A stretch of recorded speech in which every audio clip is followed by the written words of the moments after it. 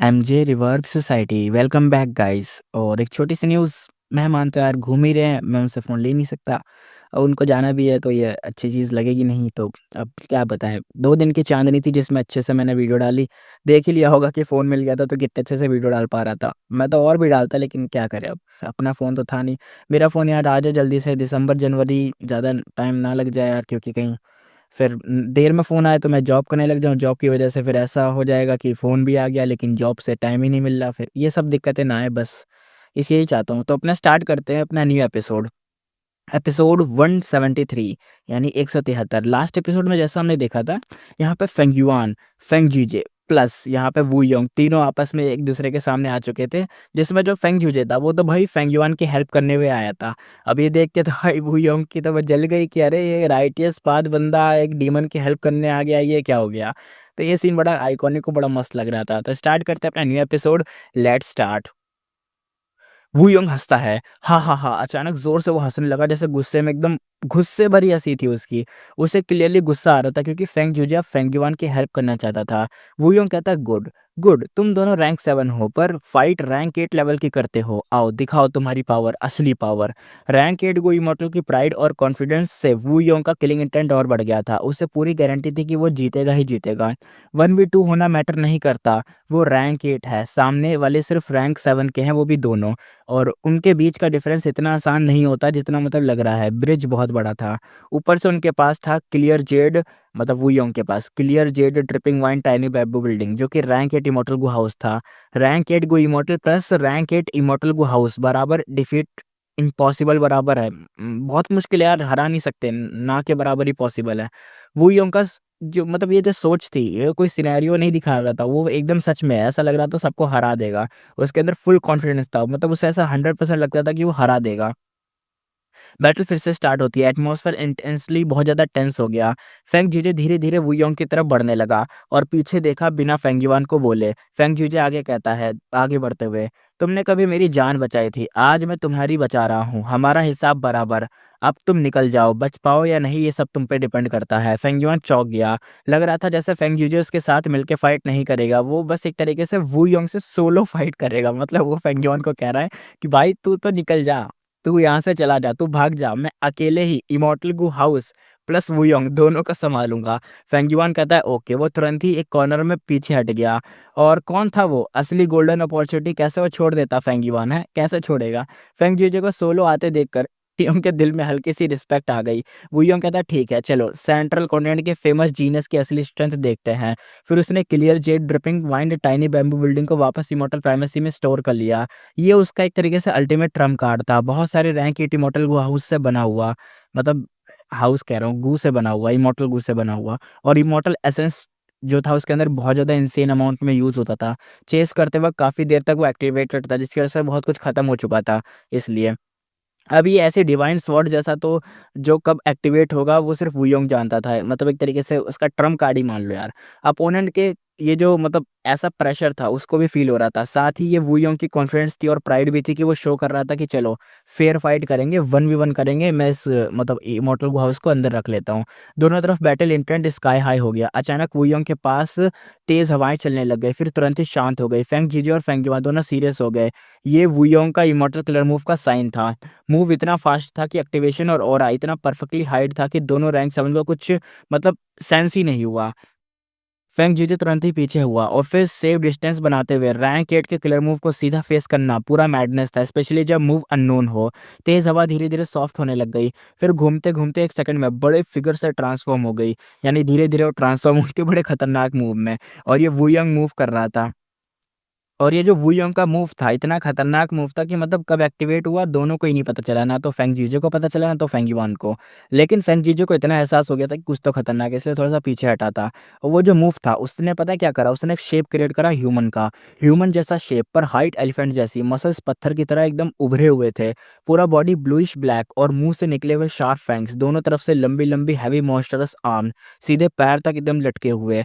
आँखों में pure black और पूरी बॉडी पर ग्रीन बाल थे। इमॉर्टल क्लियर मूव, सॉफ्ट वर्जा वाइंड चीफ वुयोंग ने एक साथ 6 वाइंड चीफ बनाए थे।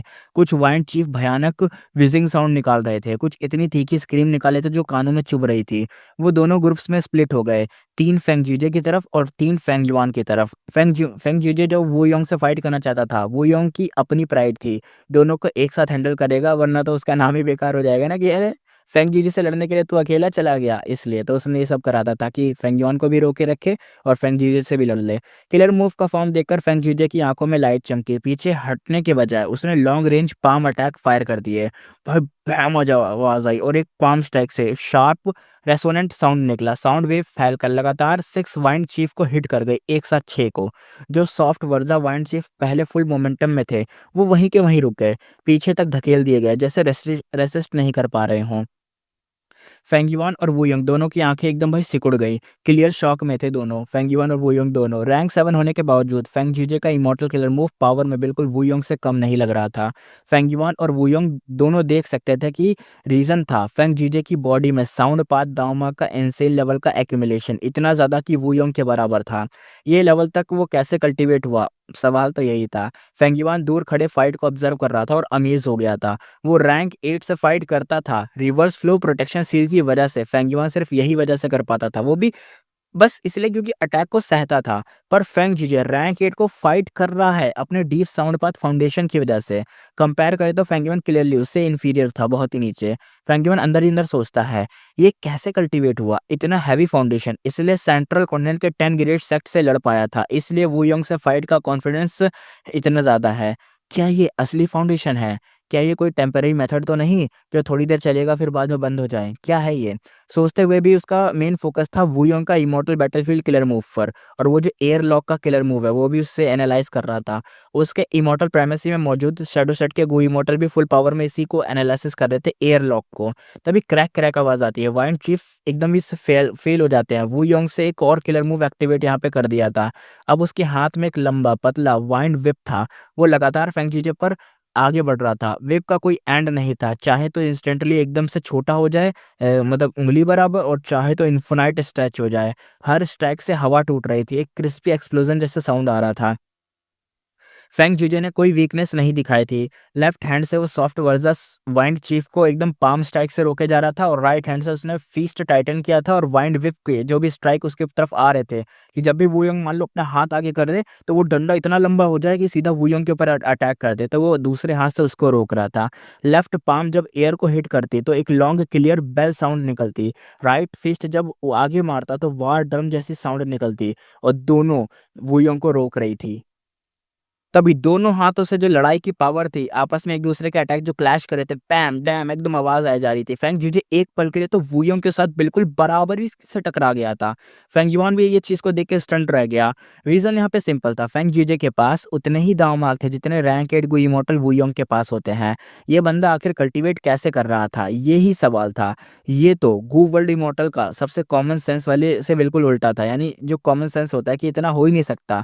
मान लो कि तुम कैसे कर सकते हो, तुम्हारे पास एक ही कप है, तुम्हारे पास एक कप है और उसके एक कप के अंदर जितना पानी आ सकता है उतना ही तो आएगा, और वुयोंग के पास एक गिलास है तो उसके बाद जितना पानी आ सकता है उतना आएगा। लेकिन ये बंदा एक कप से एक गिलास की बराबरी कैसे कर रहा है, मतलब कैसे उसके दांव मार्क उसके बराबर आ रहे हैं ना, कैसे उसके पास भी वो गिलास आया है ना, तो वही बात थी, रैंक 7 पे होके रैंक 8 की बराबरी कैसे? रैंक 7 और रैंक 8 का बिगेस्ट फर्क दाव मार्क का ही तो होता है। अर्थी क्लेमिटी नॉर्मली 250 दाव मार्क देती है, हेवली ट्रिबुलेशन करीबन 750 दाव मार्क देता है, ग्रैंड ट्रिबुलेशन करीबन 7250 दाव मार्क देता है, और मैरिट ट्रिबुलेशन करीबन 8000 6 मतलब 8000 कह दिया सॉरी 86750 दाव मार्क देता है। समझ रहे हो, बहुत ही ज़्यादा था ये नंबर। रैंक 7 और रैंक 8 का गैप ह्यूज होता है, और रैंक 9 का गैप तो लिटरली हेवन एंड अर्थ जैसा होता है। इसी वजह से रैंक 9 को इनविंसिबल बोला जाता है, और रैंक 8 रैंक 7 को ईजिली क्रश कर देता है, यानी दबा देता है, एकदम खत्म ही कर देता है रैंक 8 वाला रैंक 7 को। जैसे जैसे रैंक बढ़ता है दाव मार्क का जंप इंसेन लेवल का हो जाता है, सबको ये पता है, पर कोई कुछ नहीं कर सकता। रैंक 8 को हर ट्रिबुलेशन से रैंक 7 से ज़्यादा दाँव मार्क मिलते हैं, फिर भी। इसलिए रैंक 7 का जो दाँव मार्क है, रैंक 8 से कभी मैच ही नहीं हो पाता, क्योंकि रैंक 8 को जब ज़्यादा ही दाँव मार्क मिलेंगे ना, वो ज़्यादा स्टोर कर सकता है, ज़्यादा रख सकता है, ज़्यादा दाँव मार्क होंगे उसके पास। लेकिन रैंक 7 ये नहीं कर सकता, उसके लिए तो ऑलमोस्ट इम्पॉसिबल है। अगर मान लो ये सब ईज़ी होता, तो गो इमॉर्टल वर्ल्ड में रैंक 7 वर्सेस रैंक 8 की फाइट तो कॉमन हो जाती फिर। पर फेंग जीजे ने ये इम्पॉसिबल चीज़ को पॉसिबल करके दिखाया था। फेंग यूँ सोच में कहता है, अगर ये कोई टेम्परेरी पावर अप होगा तो जो दाँव मार्क बढ़ा रहा है, तो ठीक है, पर अगर ये उसका रियल एक्यूमुलेशन है, तो ये बंदा टेरिफाइंग लेवल का मॉन्स्टर है भाई। वू योंग का तो गुस्सा नहीं आया, उल्टा वो तो और शांत हो गया था। वू योंग कहता, गुड, बहुत ही बढ़िया, truly worthy of a Feng जीजे। तो फिर ये मूव ट्राई करें। वू योंग ने फिंगर पॉइंट किया सीधा फेंग जीजे की तरफ। एक शार्प जैसी साउंड आई उसकी फिंगर टिप से। एक डार्क जेड वर्म बाहर निकला। वो छोटा सा वर्म हाई स्पीड से फेंग जीजे की तरफ शूट हुआ। उड़ते-उड़ते उसका जो बॉडी था ग्रो होता गया, 10 फीट, 50 फीट, 150 फीट। कुछ ही सांसों के अंदर वो ट्रांसफ़ॉर्म होकर 220 फीट का एक वाइन ड्रैगन बन गया। फैंग्स, क्लॉ, पूरा एकदम फ़िरोशियस लुक था, जैसे सीधा फेंग जीजे को अभी निगल रहा हो।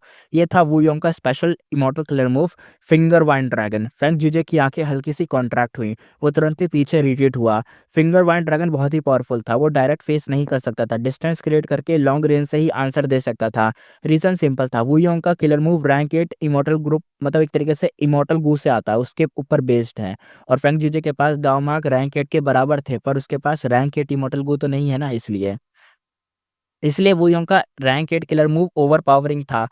फेंग जीजे अपने रैंक 7 इमॉर्टल गू बेस्ड मूव से उसका डायरेक्ट काउंटर नहीं कर सकता था, तो उसका एक प्लान सिंपल था, क्वांटिटी से नहीं तो क्वालिटी से कवर कर लो।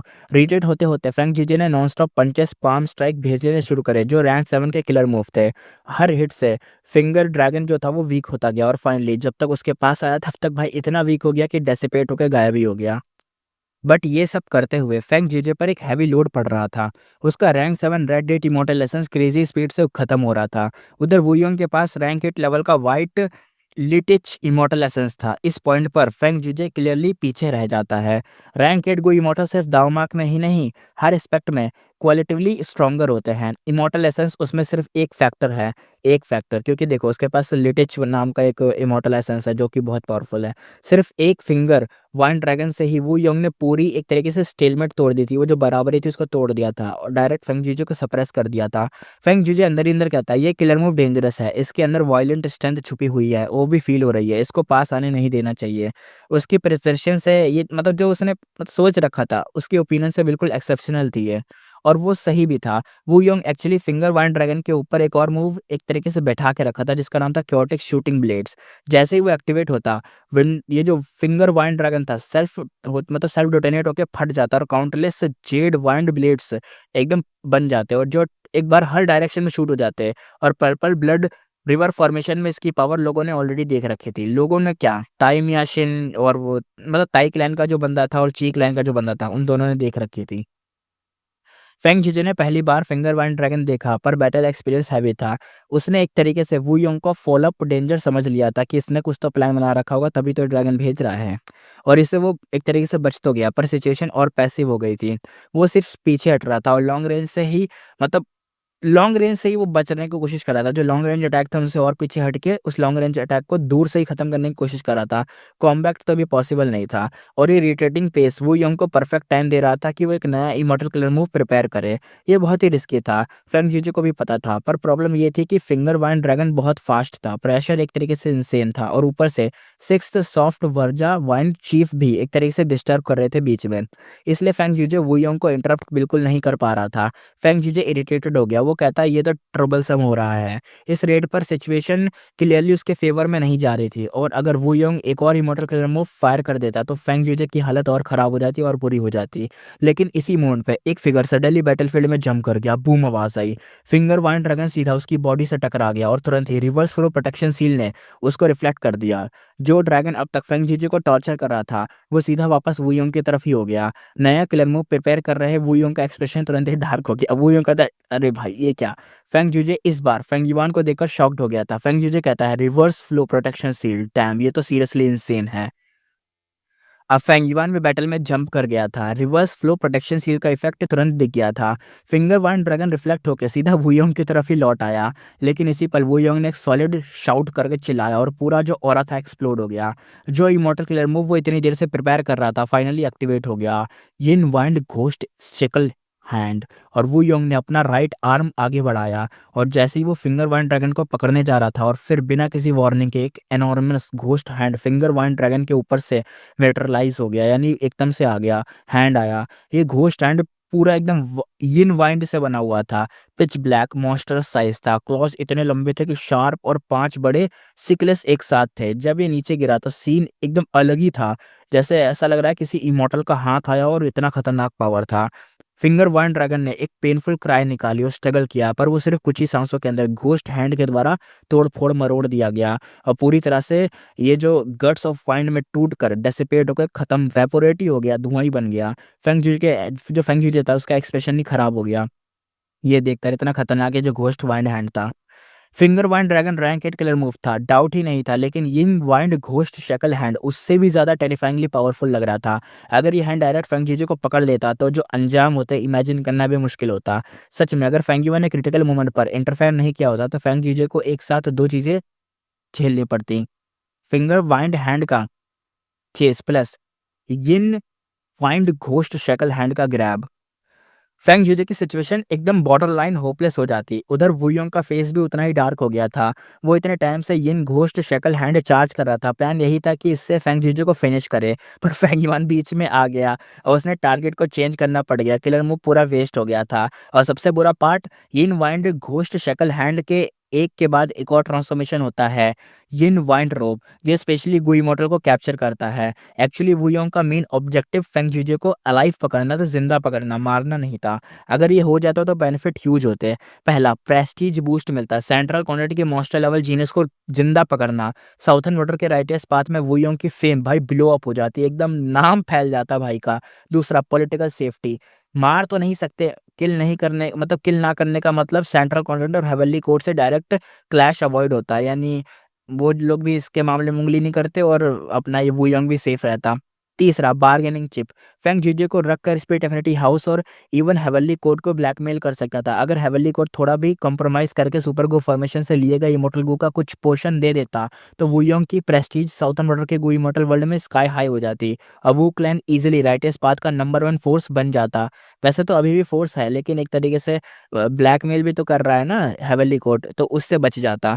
पर अब फेंग युआन ने पूरा प्लान बिगाड़ दिया था, क्योंकि भाई वो घोस्ट हैंड इतना पावरफुल ही था। वो घोस्ट हैंड पहले आता, फेंग जीजे को पकड़ लेता, फेंग जीजे कुछ कर नहीं पाता, फिर उसके बाद वो अपने कोई मूव यूज नहीं कर पाता तो वो घोस्ट हैंड ट्रांसफॉर्म हो जाता एक रोप के अंदर। वो एक ऐसी रोप होती जिससे फेंग जीजे फिर कुछ कर ही नहीं पाता और पकड़ा ही चला जाता, फिर वो योंग की हत्या चढ़ जाता। ये था उसका प्लान, लेकिन फेंग युआन बीच में आके भाई उसने reverse flow protection seal open कर दिया।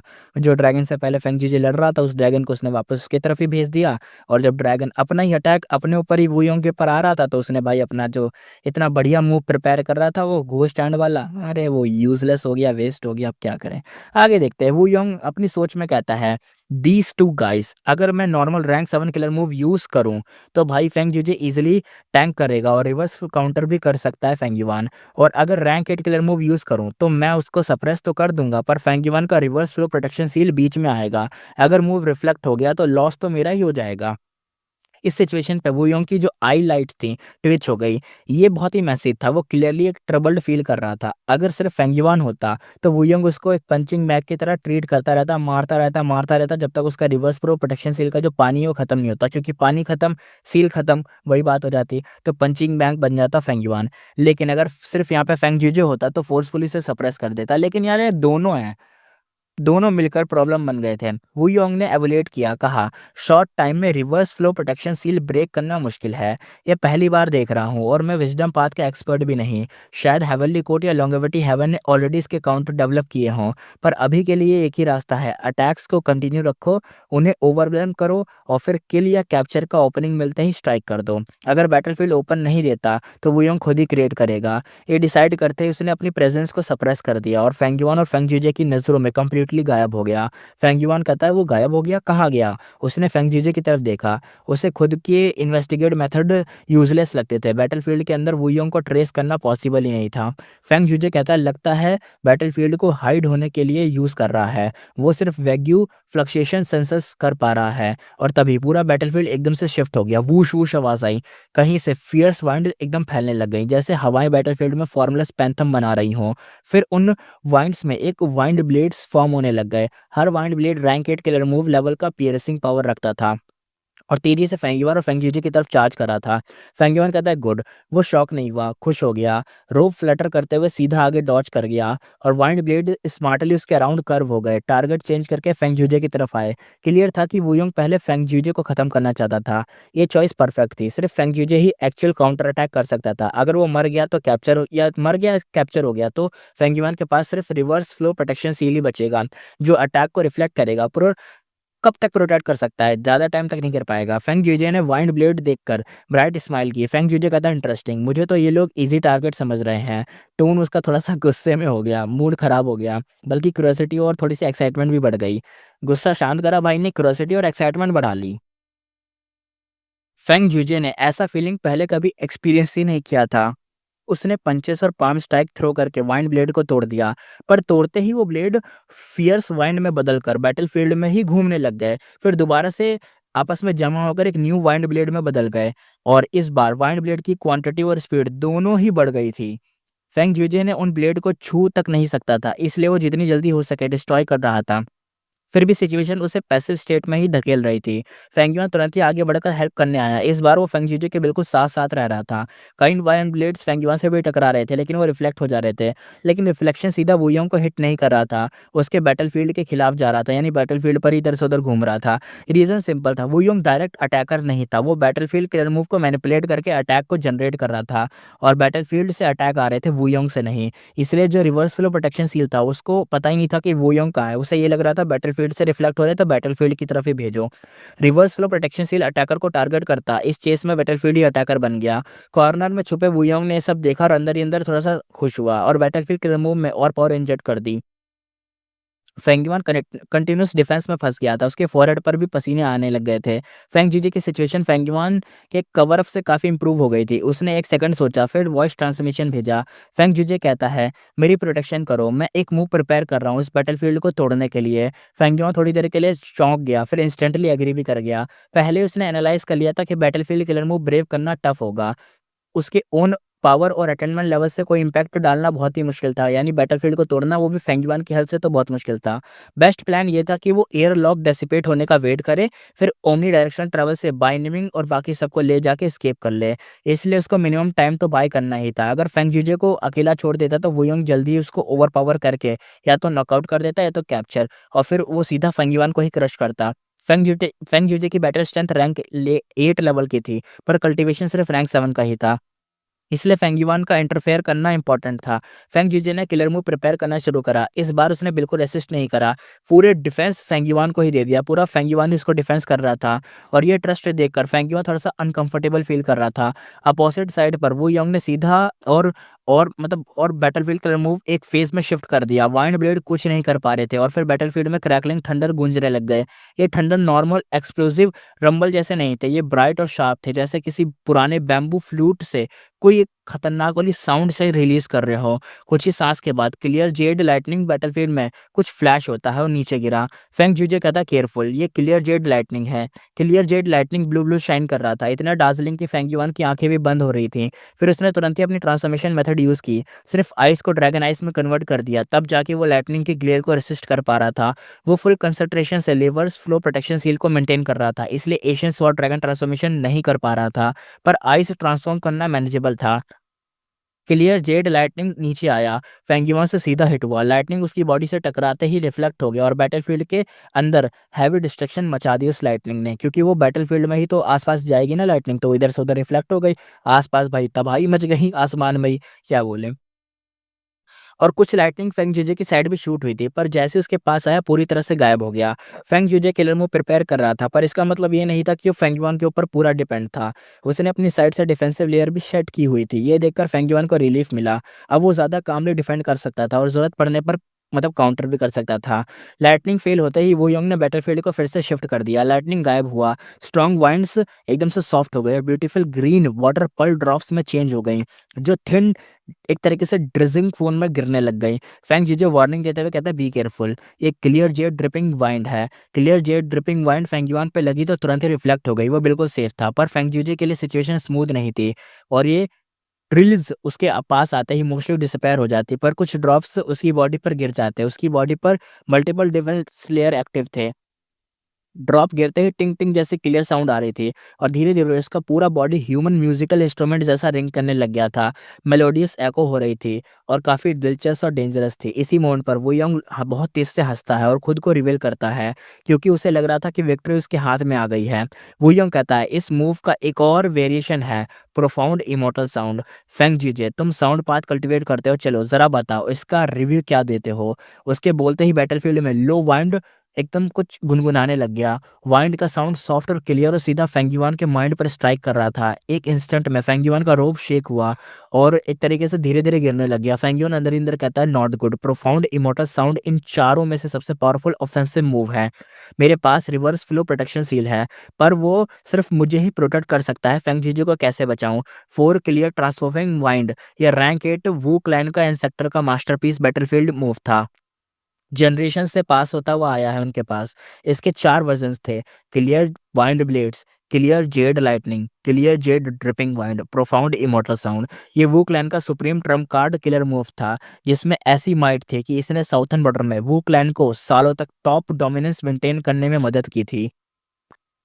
भले चारों जो मूव थे वो सारे अलग-अलग थे, सरफेस पे अलग-अलग, पर इन सबका कोर वाइंड पाथ ही था। वो क्लैन का वो एंसेस्टर जिसने बैटलफील्ड किलर मूव बनाया था, वाइंड पाथ को इतना मास्टर कर चुका था कि उसने वाइंड से ही स्वॉर्ड, लाइटनिंग और वाटर पाथ और साउंड पाथ की मिमिक्री तक कर ली थी। वू योंग के हाथ में ये मूव टेरिफाइंगली मतलब इफेक्टिव था। फेंग यून बिल्कुल हेल्पलेस था। फेंग जीजे डेथ लेवल डेंजर में था। प्रोफाउंड इमोटल साउंड और कंसंट्रेटेड होती गई। फेंग जीजे के musical defence sound almost mute हो गए थे। फेंग युआन अब कुछ नहीं कर पा रहा था और अगर ऐसा चलता रहा तो फेंग जीजे का जो डिफेंसिव लेयर है, देखो डिफेंसिव लेयर तब काम करती है जब फेंग जीजे जो है ना, फेंग जीजे पे कोई अटैक होता है तो उसका डिफेंसिव लेयर एक्टिवेट होता है और एक एक पियानो जैसी कोई, जैसे पियानो का कोई बटन दबाओ तो आवाज़ आती है ना, वैसे आवाज़ आती है क्योंकि उसका डिफेंस एक्टिव है, पता चलता है। लेकिन अगर मान लो वो आवाज़ नहीं आ रही तो इसका मतलब है उसका डिफेंस टूटता जा रहा है और डिफेंस टूट गया तो भाई डायरेक्ट अटैक उसके ऊपर लग जाएगा और फिर बंदा खत्म, डेंजर लेवल, डेथ लेवल चीज़ आ जाएगी उसके ऊपर। और अभी वैसे ही हो रहा था, उसका जो अपना डिफेंसिव साउंड था वो कम होता जा रहा था और ये जो वाई वू योंग का अटैक था इसका साउंड बढ़ता जा रहा था। उसके पास इमॉर्टल को बहुत थे, किलर मूव थे, एशियन डेसोलिड बीस्ट थे, पर रैंक 8 वूयोंग के सामने सब कुछ एक तरीके से डेकोरेशन जैसा लग रहा था। काम का यहाँ पे कुछ नहीं था, सिर्फ रिवर्स फ्लो प्रोटेक्शन सीलियस एक एक बस एक ही एक पीस था जो उसको जैसे-तैसे बचा के रख रहा था। वो बैटलफील्ड सिचुएशन को सॉल्व नहीं कर सकता था। प्रोफाउंड इमॉर्टल साउंड और लाउड होता गया। रिवर्स फ्लो रोब वायलेंटली शेक कर रहा था। रिवर्स फ्लो रिवर का वॉल्यूम भी इतनी फास्ट गिर रहा था कि फेंग युआन पैनिक फील करने लगा और उसकी सबसे बड़ी टेंशन थी फेंग जुजे। फेंग जुजे की नाक, आँखों, मुँह से हर जगह से भाई रेड ब्लड टिकल करने लग गया। उसका बॉडी भाई अनकंट्रोलेबल शेक कर रहा था और भाई एकदम जैसे भूकंप से उसकी बॉडी में आ रहा है, उसकी बॉडी काँपने लग गई थी, बहुत ज़्यादा काँप रही थी। फेंग युआन अंदर से कहता शिट! अगर ये ऐसे ही चलता रहा तो फेंग जुजे का किलर मूव ब्रेक हो जाएगा, बैकलैश से वो खुद ही इंजर्ड हो जाएगा और ऊपर से वुयोंग का अटैक भी तो है, वो तुरंत ही मर जाएगा।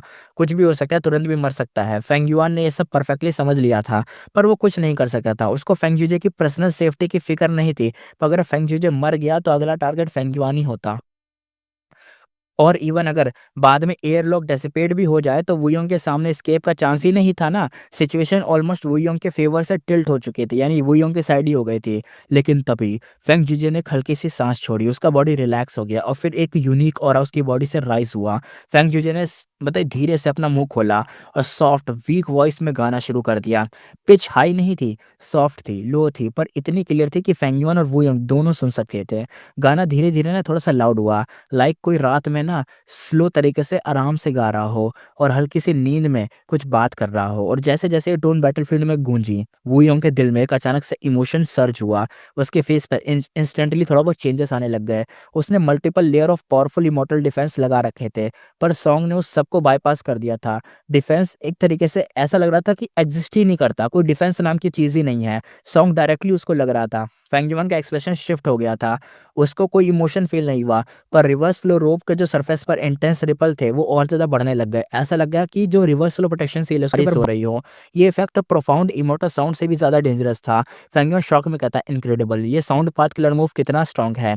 ये नियर बाय सब कुछ को टारगेट कर रहा है, सब कुछ। जो भी आस-पास है, सब जा रहे हैं, इसके रेंज में आ रहे हैं और मैं भी इसकी रेंज में हूँ। मुझे तो रन दी फेंग जीजी से दूर होना चाहिए। वो जल्दी पीछे हटा। ये सिर्फ़ अपने लिए नहीं कर रहा था, फेंग जीजी को हेल्प करने के लिए भी था, ताकि उसका किलर मूव अच्छे से मतलब फायर कर सके और फेंग युआन का सोच के कम ना करे पावर को। वू योंग ने भी एग्ज़ैक्ट सेम डिसीज़न लिया। उसको रिट्रीट करते हुए देख वो भी थोड़ा-सा और आगे हुआ। उसकी बॉडी कंप्लीटली अब वहाँ से गायब हो गई। बैटलफ़ील्ड के अंदर फ्रीली एडवांस और रिट्रीट कर पाना, यही था एक तरीके से टेरिटोरियल एडवांटेज का ट्रू पावर। और आगे द इमॉर्टल बैटलफील्ड और भी फास्ट और वाइल्ड तरीके से अटैक करने लगा। Profound immortal sound, clear wind blade, clear jade dripping wind, clear Z lightning, ये 4 वेरिएशन मूव एक साथ अटैक करने लग गए। फेंग जीजे को मल्टीपल लेयर में कवर अप कर लिया। लेकिन फेंग जीजे ने बिल्कुल इग्नोर करा। अपने बॉडी को यूज़ करके सारे अटैक को डायरेक्टली रेसिस्ट करता गया और साथ-साथ अपना सिंगिंग को कंटिन्यू रखा। सॉन्ग एक प्योर और सिंपल ट्यून जैसा था, पर उसके अंदर साउंड पाथ की लिमिटलेस डेप्थ छुपी हुई थी। सॉन्ग धीरे-धीरे लाउड होता गया। सडन जंप नहीं बल्कि सॉफ्ट और स्मूथ तरीके से राइज़ हुआ। कभी लो पिच, कभी हाई पिच मिक्स होता हुआ था। इमोशंस वूयोंग के दिल के अराउंड कॉइल हो रहे थे और वो और ज़्यादा कन्फ्यूज़ फ़ील करने लगा। वूयोंग कहता है, ये कौन-सा साउंड पाथ किलर मूव है? ये पावर आखिर क्या चीज़ है? फिर साउंड एकदम से लो पिच में ड्रॉप हो गया और एक अनबिरेबल ग्लूमिनस सेंटिमेंटल फीलिंग सीधा वूयोंग के हार्ट पर अटैक कर गई। जैसे वो रो देने का मन कर रहा हो। बिना किसी वार्निंग के एक वर्ड वूयोंग के माइंड में फ्लैश हुआ, सेपरेशन।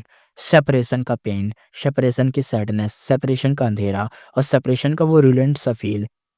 लवर से बिछड़ना, फ्रेंड्स को लास्ट बार देखना या किसी लव्ड वन की डेथ, सब एक साथ दिल में उठने लगे। सेपरेटेड, पर पास्ट वैसे का वैसा खड़ा हुआ हो। सेपरेटेड, जैसे पुराने दोस्त गुड बाय बोल रहे हों। सेपरेटेड, जैसे सूरज धीरे धीरे ढक रहा हो। और सेपरेटेड, जैसे गिरते हुए फूल जो अपनी सीरियस उदासी एक्सप्रेस करते हैं। कभी सॉन्ग बिल्कुल अजीब सा, बहुत अजीब फीलिंग दे रहा था, जैसे फेट की इनजस्टिस पे कंप्लेन कर रहा हो। कभी सैड, जैसे रियलिटी की रॉयल्टी को क्वेश्चन कर रहा हो। और कभी रिसेंटफुल, जैसे अंदर ही अंदर चिल्लाते हुए फ्रस्ट्रेशन निकाल रहा हो। कभी ग्लूमी, जैसे कभी रो भी रहा हो पर टीयर्स बाहर नहीं आ रहे, कुछ डीप अंदर ही दबा हुआ हो। चलो एक बार इसको इंग्लिश में भी बोल के देखता हूँ। वुयंग के माइंड में एक वर्ड आया, separation. The pain of a separation, the sadness of a separation, the gloominess of a separation and the reclutants of the separation, splitting up your lover, never be ending your friends again, and the depth of your loved one, separated but the past remain the same, separated as the old friend bid farewell, separated like a setting of the sun, separated like a falling flower that convey the deep sadness. The song was a something mournful, like it was a complaining about the injustice of a fate, something sad. If it is was a question, the cruelty of a reality, something resentful, like it was a screaming internal, and something gloomy, like a crying without a tears, falling out kept deep within oneself. अरे मैं मैंने थोड़ा-सा अजीब तरीके से बोल दिया लेकिन ये था। सॉरी इस चीज़ के लिए। अरे पता है क्या है, मेरी प्रोनंसिएशन सही है लेकिन ना मैं जब रिकॉर्ड करता हूँ तो मेरे को कभी खाँसी है, कभी ऐसी चीज़ें होती हैं ना तो मेरे को थोड़ी-सी दिक्कत होती है, इसलिए मैं ना बोलता नहीं अच्छे से। वरना एक बार जब ये ठीक हो जाएगा ना तो मैं अच्छे से बोलूँगा। मेरे को शॉर्ट्स बनाने हैं ना बहुत सारे, तो मैं जब शॉर्ट्स अपलोड करूँगा ना तो अपनी आवाज़ में करूँगा, हिंदी, इंग्लिश दोनों में करूँगा इसलिए। अभी थोड़ा-सी दिक्कत होती है यार बोलते हुए, मैं बहुत सारे वर्ड्स को ना मिसप्रोनाउंस कर देता हूँ और जिसकी वजह से ना दिक्कत आती है, हँसी भी आ जाती है कभी-कभी। मैं बोल देता हूँ, अरे! ये क्या बोल दिया मैंने? तो वापस अपनी स्टोरी पर आते हैं। तभी ना वूफ आवाज़ आई। वू योंग का बॉडी एकदम से वायलेंटली शेक हुआ और उसने एक बड़ा-सा माउथफुल ब्लड एकदम थूक दिया, जैसे मुँह से एकदम बहुत बड़ा उगल दिया हो खून ही खून।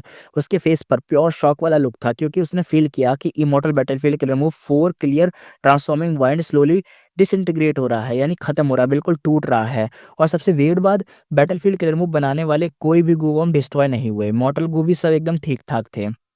हाँ, कुछ वुवॉर्म पहले डिस्ट्रॉय हुए थे जब फेंगयुआ ने रिवर्स फ्लो प्रोटेक्शन सीरीज से अटैक को रिफ्लेक्ट कर रहे थे, पर वू योंग ने तुरंत ही उसको रिप्लेस कर दिया था, मतलब रियल डैमेज ज़ीरो था। शॉक वाली बात ये थी कि अभी कोई भी वुवॉर्म डैमेज नहीं था, पर सब उसके कंट्रोल से बाहर निकल गए और एक दूसरे में सेपरेट होने लगे, बिल्कुल कॉर्पोरेट नहीं करना चाहते थे और फुल एक तरीके से एब्सकॉर्ड हो गए। और 1-2 वुवॉर्म की कोऑर्डिनेशन बिगड़ जाए तो पूरी मतलब कोई बड़ी बात ज़्यादा होती नहीं है, 1-2 बिगड़ गए कोई नहीं, संभाल लेंगे। लेकिन भाई जो कोर तक है ना, कोर वाला, कोर गूवॉर्म भी भाई कुछ नहीं कर रहा, वो भी एकदम सेपरेट हो गया। और कुछ गूवॉर्म डिस्ट्रॉय हो जाते हैं तभी मूव मेंटेन हो सकता है, लेकिन अगर सारे डिस्ट्रॉय हो जाएं, सारे अलग हो जाए तो कैसे कुछ होगा। कोर तो अभी सेफ था, पर यहाँ सारे गूवॉर्म अलग हो रहे थे, वो यूं किसी को भी कंट्रोल नहीं कर पा रहा था, इवन कोर भी नहीं। और इन सब का मेन कल्प्रिट था फेंग जुजे का सॉन्ग। थोड़ी देर में फेंग युआन ने भी फील किया कि पूरा बैटलफील्ड क्रम्बल हो रहा है। फेंग युआन अंदर ही अंदर बहुत शॉक्ड था। वू यंग को भी समझ आ गया कि सीन गलत ही डायरेक्शन में जा रहा है और बैटलफील्ड के रिमूव को एक तरीके से अबॉर्ड करना चाहता है, पर अब लेट हो चुका था। नेक्स्ट इंस्टेंट ही पूरा बैटलफील्ड डिसइंटीग्रेट हो गया। तीनों इमॉर्टल ने दोबारा से क्लियर स्काई और व्हाइट क्लाउड्स को देख लिया। वू यंग ने एक को माउथफुल ड्रॉप दोबारा से थूका, वो फोर्स्ड आउट हो गया अपनी हाइडिंग से, वो पूरा का पूरा साफ रिवील हो गया और हैवी इंजरीज की वजह से वो पीछे थोड़ा सा हट गया। इमॉर्टल क्लियर बैटलफील्ड मूव जो था नॉर्मल गू फॉर्मेशन जैसा नहीं था। गू फॉर्मेशन डिस्ट्रॉय होता है तो इमॉर्टल को इतना डैमेज नहीं होता, पर अगर इमॉर्टल बैटलफील्ड वाला चीज ब्रेक हो जाए तो भाई सुपर हैवी डैमेज होता है। और जितना स्ट्रॉन्ग किलर मूव उतना ही ज़्यादा destructive backlash. 4 clear transforming wind वो क्लैन का लेजेंडरी ग्रैंड किलर मूव था जिसने साउथर्न बॉर्डर को डोमिनेट किया था, पूरा एकदम इंसेन पावर लेवल था। इसलिए डिसइंटीग्रेशन के बैकलैश से इंसेनली मतलब बहुत ज़्यादा डैमेज हुआ था वूयोंग को। वूयोंग कहता है, क्या क्या ही क्रेजी किलर मूव है, इसका नाम क्या है? पर फेंग जीजे ने कोई जवाब नहीं दिया, वो बस अपना सिंगिंग कंटिन्यू करता रहा। वूयोंग का एक्सप्रेशन फिर से चेंज हो गया, वो होल्ड नहीं कर पा रहा था। उसने तुरंत ही immortal Gu house clear jade dripping wine tiny bamboo building निकाला। वो इस रैंक 8 इमॉर्टल गू हाउस के अंदर चला गया जिसमें स्ट्रॉन्ग डिफेंस थे, पर अंदर बैठकर वो अपने आप को कामली हील करने लगा। इमॉर्टल एसेंस का जो एक्स्ट्रा खर्च अब सीन का मेन इशू नहीं था, उसके पास कोई चॉइस ही नहीं बची थी। अब जो खर्च होना था अब तो होगा ही, अब क्या बचा पाएगा, कोई मतलब बचा नहीं सकता वो। पर थोड़ी देर में जो रिजल्ट उसके शॉक करने वाला था वो तो दोबारा सा हो गया। फेंग जीजी का सॉन्ग के इफेक्ट में क्लियर जेड ड्रिपिंग वाइन और टाइनी बैम्बू बिल्डिंग भी शेक करने लगा और हल्का हल्का सा डिसइंटीग्रेट होने लग गया, यानी उसके ऊपर भी डिसइंटीग्रेशन के साइन आने लग गए। और अगर थोड़ी देर, थोड़ी क्या, अगर भाई ये सॉन्ग के रेंज में रहा वो, तो भाई फिर तो शायद इमॉर्टल गू हाउस के भी टुकड़े हो जाएंगे। गू को कुछ नहीं होगा, गू वैसे ही रहेंगे, जो भी उसके गूवों में सारे इमॉर्टल हो, कोर हो, मॉर्टल हो, सारे वैसे के वैसे रहेंगे, लेकिन बस अलग हो जाएंगे और वो जो इमॉर्टल गू हाउस है वो टूट जाएगा। और this was a real rank 8 immortal Gu house. और इसका मतलब पता है क्या था? फेंग जीजे का किलर मूव भी रैंक 8 लेवल का था, तभी तो वो रैंक 8 गू हाउस पे भी असर कर रहा था। ये देखते ही वुयोंग की आंखों में एक टेरिफाइंग शाइन सी आ गई। उसकी इंजरीज को इग्नोर उसने कर दिया और सीधा इमॉर्टल गुहाउस को कंट्रोल करके फेंग जीजे की तरफ फुल स्पीड में भाई लड़ाने वाला था, एकदम टकराने वाला था। इमॉर्टल गुहाउस के मतलब कोई क्लियर वीकनेस नहीं होता, ये फॉर्मेशन पाथ का पूरा एसेंस होता है। इमॉर्टल गुहाउस बैटलफील्ड में सब कुछ बुलडोज कर सकता है, एकदम गिरा सकता है। ये सिर्फ हिस्ट्री का फैक्ट नहीं, बल्कि ना ये टेस्टेड ट्रुथ था जो फेंग युआन ने भी अपनी पिछली 500 साल की लाइफ में भी देखा था और सीखा था। हर इमॉर्टल गुहाउस की अपनी यूनिक पावर होती है। हाई ट्राइब का dark prison Asian desolate beast को टेम कर सकता था और 33 हेवनली हॉल का डिफेंस इंसेन था। वो इमॉर्टल मटेरियल को स्टोर कर सकता था, प्रिजर्व कर सकता था, बेस्ट था। पर वो इनकम्प्लीट वर्जन थे, हैवी डैमेज थे, मूव भी नहीं कर सकते थे। लेकिन वैसे clear jade dripping mind tiny bamboo building अपने किलर मूव वाला अपना था। और वो इस वक्त वू योंग का सीधा कोलाइजन चूज करना एक स्मार्ट मूव था, क्योंकि अगर वो यहाँ पे रुकता तो भाई उसका जो मूव था वो खराब होता जाता जितना टाइम लगता। इसलिए तो उसने क्या करा कि भागना तो है नहीं, तो सीधा लड़वा दो, देखा जाएगा, क्योंकि किलर मूव एक्टिवेट करने में टाइम लगता है। डायरेक्ट हिट से सबसे फास्ट और सबसे स्ट्रेट फॉरवर्ड अटैक था। फेंग जीजे का immortal killer move extremely powerful था, पर एक बिग फ्लॉ इसके अंदर था, वो मूव नहीं कर पा रहा था, बिल्कुल पैसिव खड़ा था अटैक फेस करते हुए। ये वीकनेसेस फेंग युआन और वू यंग दोनों पहले से नोटिस कर चुके थे और अब फेंग जीजे की डिफेंस ऑलमोस्ट फिनिश हो चुकी थी। अगर clear jade dripping wine tiny bamboo building उसे टकरा जाती तो वो सीधा मीट पेस्ट बन जाता, एकदम खत्म, फेंग जीजे का नामो निशान ही खत्म हो जाता। इस डेंजरस मोमेंट पर फेंग युआन भाई छुप रहकर नहीं देख सकता था, यानी मतलब एकदम छुप कर या ऐसे पीछे रहकर नहीं देख सकता था। अगर फेंग यूजे गिर गया तो अगला टारगेट फेंग युआन ही होता। एयर लॉक का टाइम भी वैसे अभी भी बाकी था, यानी एयर लॉक अभी भी हटा नहीं था उसके ऊपर से, इसलिए फेंग युआन सीधा आगे बढ़ गया और इमॉर्टल हाउस के पाथ को ब्लॉक कर दिया। वो straight path giant hand activate नहीं कर सकता था। Reverse flow protection seal maintain करने में उसकी पूरी अटेंशन लग रही थी। बस वो इतना कर पाया कि अपने आर्म्स और हैंड्स को ड्रैगन आर्म और ड्रैगन क्लो में ट्रांसफॉर्म करके उन्हें ड्रैगन स्केल से कवर करके रैंक 8 ड्रैगन स्ट्रेंथ इमॉर्टल को एक्टिवेट कर पाया, यानी उसके अंदर ड्रैगन जैसी ताकत, ड्रैगन वाले हाथ और ड्रैगन वाले क्लॉज, सब कुछ ड्रैगन जैसा हो गया। बॉडी ड्रैगन वाली नहीं हुई, बस स्ट्रेंथ आ गई ड्रैगन वाली, और हैंड वैंड हो गए, आर्म वार्म हो गए ड्रैगन वाले, ताकि रोक सके। आयरनी ये थी कि ये सब इमॉर्टल को वो क्लैन ने ही मतलब दिए थे। और एक तरीके से वू यंग अभी उसी के खिलाफ लड़ रहा था। ये देखकर वू यंग का जो चेस्ट था भाई एकदम दिल में जैसे दर्द सा हो गया, दिल में जैसे छेद सा हो गया। उसके अंदर जो एनर्जी बह रही थी गुस्से वाली बहुत ज़्यादा थी। ऊपर से वो सीधा टकराने वाला था और बूम आवाज़ आई, दोनों साइड एकदम से कोलाइड हुए। और एज़ एक्सपेक्टेड फेंग युआन दूर उड़ गया, बिल्कुल एक तरीके से कैनन बॉल की तरह पीछे उड़ा जाके। उसकी स्ट्रेंथ इमॉर्टल गो हाउस से बहुत ही इंफीरियर थी, पर रिवर्स स्लो प्रोटेक्शन सील की वजह से उसको एक भी इंजरी नहीं हुई। उल्टा clear Z wind tiny bamboo building काफ़ी इमॉर्टल गो लूज़ कर बैठा, उसके अंदर ही दिक्कतें आ गई। इस ओपनिंग से फेंग जीजे का सॉन्ग और भी इफेक्टिव हो गया। वू यंग ने मौका पकड़ा, वो इमॉर्टल गो हाउस को दोबारा फेंग जीजे की तरफ क्लैश करवाने वाला था, और साथ ही साथ ना बिल्डिंग का किलर मूव भी एक्टिवेट करने पर फोकस कर रहा था। Immortal Gu house almost Feng जीजे तक पहुंच ही चुका था, पर इस बार फेंग युआन टाइम पर वापस नहीं पहुंच सका। और तभी फेंग जीजे अचानक मूव हुआ और सीधा स्काई में उड़ गया। वू यंग का अटैक मिस हो गया, उसके फेस पर इंस्टेंट शॉक और गुस्सा आ गया।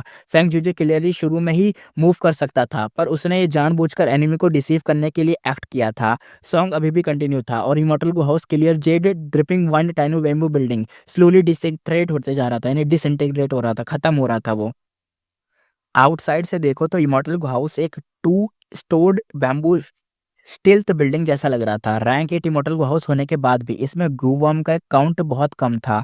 ये उन ब्लेड इमॉर्टल गो हाउसेस की तरह नहीं था जिसमें हज़ारों गूवॉर्म लगते हैं। और क्योंकि गूवॉर्म कम थे, फेंग जीजे का सॉन्ग इस बिल्डिंग पर और ज़्यादा इफेक्टिव हो गया था। सबसे पहले बिल्डिंग के बैम्बूस अलग होने लगे। एजेस वाले जो बैम्बू थे सीधा इमॉर्टल गो हाउसेस से डिटैच होकर निकल गए। ऑब्वियसली ये रियल बैम्बू नहीं थे। जैसे ही वो मेन बॉडी से अलग हुए, वो ब्राइट जेड रेडियंस एमिट करने लगे। काउंटलेस छोटे छोटे गूवॉर्म में डिसइंटीग्रेट हो गए। वू योंग का फेस पूरा ग्लूमी हो गया, सिचुएशन उसके एक्सट्रीमली बैड हो रही थी। इस मोमेंट पर फेंग युआन दोबारा से पास आ चुका था। वू योंग ने कोल्ड सा उसकी तरफ नजर मारी। फेंग युआन और फेंग जीजे दोनों एक डीप ग्लेयर दिया। तुरंत ही clear jade dripping wine tiny bamboo building को मूव कराया। सिर्फ कुछ ही मोमेंट में वो इमोर्टल हाउस बैटलफील्ड से दूर निकल गया, होराइजन में एक छोटा सा ब्लैक डॉट बनकर बहुत ही दूर निकल गया। वू योंग ने खुद ही रिट्रीट करना चूज करा था, वो पीछे भाग गया वू योंग। लेकिन यहाँ पे कुछ अजीब था। वू योंग ने जब इनिशिएटिव खुद लिया पीछे हटने का, फेंग युआन और फेंग जीजी दोनों बिल्कुल खुश नहीं थे। उल्टा उनके दिल में कुछ हैवीनेस सी आ गई। वू योंग जब चाहे अटैक कर सकता था तो नेचुरली जब चाहे पीछे भी हट सकता था।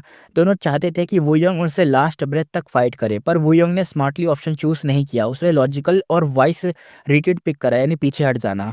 एक रैंक एट राइटियस पाथ गो इमोर्टल दो रैंक 7 के सामने पीछे हटना चूज करे। ये न्यूज़ बाहर जाए तो वू योंग की रेपुटेशन टट्टी बराबर हो जाएगी। और थोड़ा-सा इसीलिए क्योंकि उसके अपोनेंट कोई रैंडम लोग नहीं थे। फेंग जुजे, लिu गुआंगी यानी फेंग युआन जैसे फेमस मॉन्स्टर थे। ये स्टेप लेने के लिए वू योंग को करेज भी चाहिए था और उससे भी ज़्यादा ग्रेट विज़डम चाहिए थी। Immortal battlefield killer move 4 clear transforming wind break हो चुका था। वू योंग को हैवी बैकलैश लगा था, वो काफ़ी इंजर्ड भी हो गया था। पर फिर भी उसके पास clear jade dripping wind tiny bamboo building भी था, वो फाइट कंटिन्यू कर सकता था। लेकिन जैसे ही उसको पता चला कि फेंग जुजे का मूव भी मतलब तरीके से जो फेंग जीजे का मूव वो इतना पावरफुल है और वो ऊपर से इधर से उधर हट भी सकता है, मूव कर सकता है और फेंग युआन को वो टच भी नहीं कर सकता। तो उसने तुरंत ही सेंस करा कि भाई पीछे हटना ही सबसे बढ़िया होगा। और ये एक्चुअली एक बिग ब्रेन मूव था। इस रिट्रीट से वू योंग ने फेंग युआन और फेंग जीजे की वीकनेसेस को परफेक्ट टारगेट कर दिया था। पहली, इमॉर्टल गु हाउस अभी भी बहुत फास्ट था, सिर्फ थोड़े से एज डैमेज हुए थे, ज़्यादा कुछ नहीं। फेंग युआन और फेंग जीजे दोनों उसका पीछा कभी नहीं कर सकते, स्पेशली जब फेंग युआन का अपर एक्सट्रीम हेवनली ईगल उसको कंट्रोल में ही नहीं था, वो तो भाग गया शायद। सेकंड, वू योंग को प्रिसाइज टाइम मिल गया था हील होने का। उसके जो जितने भी घाव थे बहुत ज़्यादा हैवी थे। उसके बैटलफील्ड स्ट्रेंथ मतलब ड्रास्टिकली यानी जो स्ट्रेंथ थी बहुत कम हो चुकी थी। थर्ड, जो उसकी वीकनेस थी उसको टाइम मिल गया था बिल्डिंग को रिपेयर करने का, इवन ग्लू बॉम्ब ऐड करने का भी। नेक्स्ट टाइम जब वो फेंग जीजे के किलर मूव को फेस करेगा वो बिल्कुल पैसिव नहीं होगा।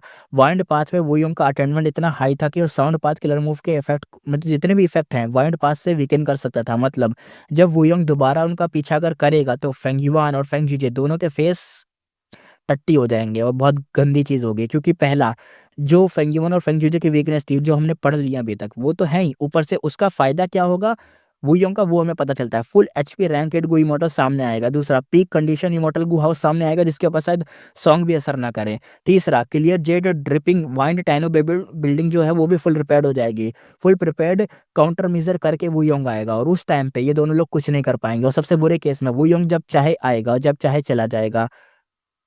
क्या बोले? गंदा वाला दिक्कत हो गई थी यहाँ पे। बहुत ही ज़्यादा गंदी वाली। अपोज़िट साइड फेंग युआन और फेंग ज़ूजे कुछ नहीं कर सकते थे। पूरे बैटलफ़ील्ड में उनकी पोज़ीशन पैसिव ही रहेगी। फेंग युआन के पास रिवर्स फ्लो प्रोटेक्शन सील था, फेंग ज़ूजे के पास इमॉर्टल बैटलफ़ील्ड क्लियर मूव था, पर उसको सेटअप टाइम चाहिए होता है और इमॉर्टल गो हाउस के सामने वुयोंग को ट्रैप भी नहीं कर सकते। स्ट्रेंथ गैप तो मैसिव था। दोनों मिलकर फाइट करें तब भी वुयोंग के लेवल तक पहुँच ही नहीं पा रहे थे। अगर सिर्फ़ वुयोंग होता वुयोंग होता बिना इमॉर्टल को हॉस के तो शायद थोड़ी बहुत होप होती कि चलो कुछ हो जाएगा। लेकिन भाई यहाँ पे 2-2 चीज़ें हैं रैंक 8 की। पर इमॉर्टल को हाउस के साथ वुयोंग की बैटल स्ट्रेंथ स्काई हाई हो गई थी। फेंग युआन और फेंग जूजे बिल्कुल हेल्पलेस थे और इसी मोमेंट पर फेंग जूजे ने कहा, "फेंग युआन तुम पहले जाओ।" वो बिल्कुल एक प्लेन था, कैज़ुअल टोन में उसने बोला था। फेंग युआन की आँखें थोड़ी-सी कॉन्ट्रैक्ट हो गईं। फेंग जीजे की जो नज़र थी फेंग युआन की तरफ ही थी और उसको ही देखे जा रहा था। फेस पर कोई भी एक्सप्रेशन नहीं था। फिर उसने अपनी आइज़ ऊपर शिफ्ट करी। ऊपर एक छोटा-सा ब्लैक डॉट था और वही था clear jade dripping wine tiny bamboo building. वो इतनी दूर यहाँ पे इसलिए था ना क्योंकि वो सॉन्ग से बच सके। वो जो सॉन्ग था और वो आराम से उधर रिपेयर हो रहा था और जब चाहे वो उतनी से उतनी दूरी से यहाँ पे फेंग जीजे और फेंग युआन के पास आने में पता है कुछ ही सेकंड लगेंगे इसलिए।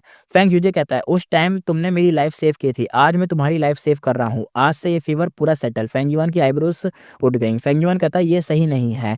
अगर मैं हेल्प नहीं करता तो वुयोंग तुम्हें ऑलरेडी मार चुका होता। तुमने मेरी हेल्प की, मैंने तुम्हारी, फिर भी तुम मुझ पर एक फ़ेवर स्टिल ओ करते हो।" ये जो फेंग जीजे था उसकी लाइट जो लाइट टोन में थोड़ा-सा कंटिन्यू करा। फेंग जीजे कहता है, अगर मैं कह दूँ कि मैं तुम पर कुछ नहीं माँगता, मतलब मेरा दिल क्लियर है, मेरी तरफ से कोई भी ऑब्लिगेशन नहीं बचा। तुम क्या सोचते हो वो तुम्हारी प्रॉब्लम याद रखना। अगर मैं इस बार बचा तो अगली बार मैं तुम्हें ही परस्यू करूँगा। चाहे तुम दुनिया के एंड तक भाग जाओ, मैं तुम्हें छोड़ूँगा नहीं, केयरफुल रहना। फेंग युआन हँसा, हा, हा, हा, वो बस हँस दिया, फ़ोर्सफुली नहीं नेचुरल स्माइल के साथ। उसको समझ आ गया था कि फेंग जीजे का एग्ज़ैक्ट इंटेंशन क्या है। फेंग जीजे अभी उसकी लाइफ़ सेव करके एक फ़ेवर रिपे करेगा, पर अगर डायरेक्टली ये करेगा तो उसके राइटियस पाथ स्टेटस को डैमेज होगा, उसकी वाइफ और डॉटर ऑकवर्ड सिचुएशन में पड़ जाएँगी, साउथर्न बॉर्डर में उसका रेपुटेशन प्रॉब्लम आ जाएगा। इसलिए फ़ेवर रिपे करने के तुरंत बाद उसको दिखाना पड़ेगा कि वो फेंग युआन का एनिमी है, इसलिए उसने वार्न किया कि अगली बार वो उसका टारगेट होगा। यानी अब उसके बाद शायद फेंग जीजे फेंग युआन को ढूँढेगा कि उसको मारने के लिए या पकड़ने के लिए इसलिए। फेंग युआन कहता है ऑलराइट नेक्स्ट टाइम मिलेंगे तो एनिमीज़ होंगे। ये बोलकर उसने अपने इमॉर्टल प्राइमेसी को ओपन करा, हाई लॉन और बाकी लोगों को बाहर निकाला। Asian battle formation, omni directional travel activate होने लगा। फेंग जीजे ने कोई रिप्लाई नहीं दिया और पीछे मुड़कर देखा भी नहीं उसकी तरफ। वो सीधा वुयोंग की डायरेक्शन में ही फ्लाई कर गया। अगर Feng yuan omni directional travel से एस्केप करता, तो वुयोंग डेफिनिटली चेज़ करता। इसलिए फेवर एक्यूरेटली रिपे करने के लिए फेंग जीजे को personally clear jade dripping wine tiny baby building को ब्लॉक करना ही पड़ता ताकि वो उसका पीछा न करे। फेंग युआन ने एक लास्ट डीप लुक फेंग जीजे की तरफ डाला, पर एशियन बैटल फॉर्मेशन एक्टिवेट हुआ और फेंग युआन और सारे इमॉर्टल उसी स्पॉट पे गायब हो गए। दूर से देखते हुए वुयोंग ने उन्हें डिसअपियर होते हुए देखा और एक बिटर स्माइल दे दी। वो अपने प्लान पर हल्का-सा रिग्रेट फ़ील कर रहा था। अगर वो अकेला नहीं आता, तो फेंग युआन और फेंग जीजे दोनों को पकड़ सकता था, पर वू क्लैन की रेपुटेशन के लिए उसने southern border righteous path forces को अलग डायरेक्शन में मिसलीड कर दिया, ताकि वो लोग अलग चले जाएँ और ये बंदा सही डायरेक्शन इसको पता थी। उसने फिर भी दूसरे को गलत डायरेक्शन में भेजा ताकि ये अकेला आके उसको पकड़े और रेपुटेशन बढ़े। एक तरीके से ट्रैप सेट करा था ताकि फेंग युआन सीधा उसके सामने आए और ये जगह वेस्टर्न डिसर्ट के काफ़ी पास थी, मतलब फेंग युआन का एस्केप ऑलमोस्ट गारंटीड था। वुयोंग कहता है मेरी मिस्टेक थी। वुयोंग ने आगे कहा, मैंने एक्सपेक्ट नहीं किया था कि heavenly court demon Feng yuan को हेल्प करेगा। वू योंग ने देखा कि फेंग जूजे उसकी डायरेक्शन में आ रहा है। उसकी आँखों में कोल्ड और आइसी गेज़ था। ये वही बंदा था जिसकी वज़ह से पूरा प्लान कोलैप्स हो गया था। वो डेथ डिज़र्व करता था, पर फेंग जूजे एक टॉप टैलेंट था, टॉप स्टेटस था। उसको मार देना पॉलिटिकली डेंजरस था। अगर वो स्टिल फेंग जूजे को किल करता, हेवनली कोर्ट उसका एनिमी बन जाता, सेंट्रल कॉन्टिनेंट भी उसके अगेंस्ट होता और हेवनली कोर्ट के पास तो सीक्रेट भी थे। यानी क्या बोलें दिक्कत आ जाती। पर अगर वो उसको कैप्चर करता है तो उसे पूरा सेंट्रल कॉन्टिनेंट और एक तरीके से नेगोशिएट कर पाता। ये प्लान एक्चुअली उसके पहले से ही था, वरना वो पहले ही फेंग जूजू को फिनिश स्ट्राइक अटैक करता। वू योंग को कोई हायर्ड किलर नहीं था, कोई हायर्ड करने वाला किलर नहीं था। वो एक सुपर फ़ोर्स का लीडर था। उसको सिर्फ़ फाइट नहीं, आफ्टर इफ़ेक्ट भी कैलकुलेट करने पड़ते थे। अब immortal killer move, separation song, ये भी बहुत बड़ी दिक्कत थी। फेंग जूजे अभी भी थोड़ा-सा डिस्टेंस पर था। Clear jade dripping wine tiny building से उसने पावरफुल मूव दोबारा से एक्टिवेट कर दिया। और ये जो सॉन्ग था ना, ये दोबारा से स्टार्ट हो चुका था। यानी फेंग जीजे उसके पास तो आ रहा था और सॉन्ग बजाते हुए आ रहा था और फेंग युआन तो गायब हो गया है। वो तो यहाँ से निकल गया। अब आगे देखते हैं। वू योंग ने बस हम्प करके छोड़ दिया। उसे ऑलरेडी बहुत सारे जो गू वर्म थे इमॉर्टल गो हाउस में ना डाल दिए थे। अब वो वर्म अलग-अलग हो पा रहे थे और सारी स्ट्रेंथ जो पहले जैसी नहीं रही थी। बैटल में ना और तेज़ी से वो वार्म इफ़ेक्ट दिखा रहे थे और इंजर्ड होने के बावजूद वू योंग ने जल्दी से अपर हैंड ले लिया था क्योंकि इस बार ना असर नहीं कर पा रहा था जो उसका सॉन्ग था। मतलब असर तो कर रहा है लेकिन उस लेवल का नहीं कर रहा। Clear jade dripping wind tiny bamboo building इतना ओवरवेलमिंग था कि फेंग जीजे दूर से ही फाइट कर रहा था, सिर्फ अपना सप्रेशन सॉन्ग यूज़ करके। वो यंग एक एक्सपीरियंस स्कीमर था। एक बार रिट्रीट किया तो दोबारा करने में उसे कोई इश्यू नहीं था। इमॉर्टल को हाउस थोड़ा भी ब्रेक होता तो तुरंत ही रिट्रीट करके रिपेयर करता। फेंग जीजे का सप्रेशन सॉन्ग ऑफेंसिव नहीं था। निकलते ही वॉर्म्स वुयोंग के वापस मतलब पास आ जाते तो वो वापस उनको पास लेके थोड़ा-सा चेंजेस करके लगा देता। प्लस प्रॉब्लम ये थी कि इमॉर्टल को हाउस असेंबल करना ईज़ी नहीं होता। लेकिन फाइट का रिजल्ट क्लियर था, फेंग जीजे जीत नहीं सकता था। अगर दोनों बिना पीछे हटेंगे और फाइट करते रहेंगे तो शायद फेंग जीजे के पास चांस होता, पर वू यंग मतलब एक तरीके से बहुत ही ब्रूट था, कोई इडियट नहीं था। थोड़ी देर में ही उसने रैंक 8 का ईगो छोड़ दिया और इसी वजह से वो ईज़िली रिट्रीट करके फाइट को अपने कंट्रोल में रख रहा था। जीनियस फेंग जीजे भी सप्रेस हो गया था, ज़ीरो चांस ऑफ विक्ट्री दिख रही थी। इस टाइम सेंट्रल कॉन्टिनेंट के हेवली कोर्ट में फेरी जीवी स्टार कंसलेशन चेस बोर्ड पकड़ के फेंग जीजो और वुयोंग की जो फाइट थी उसको देख रही थी।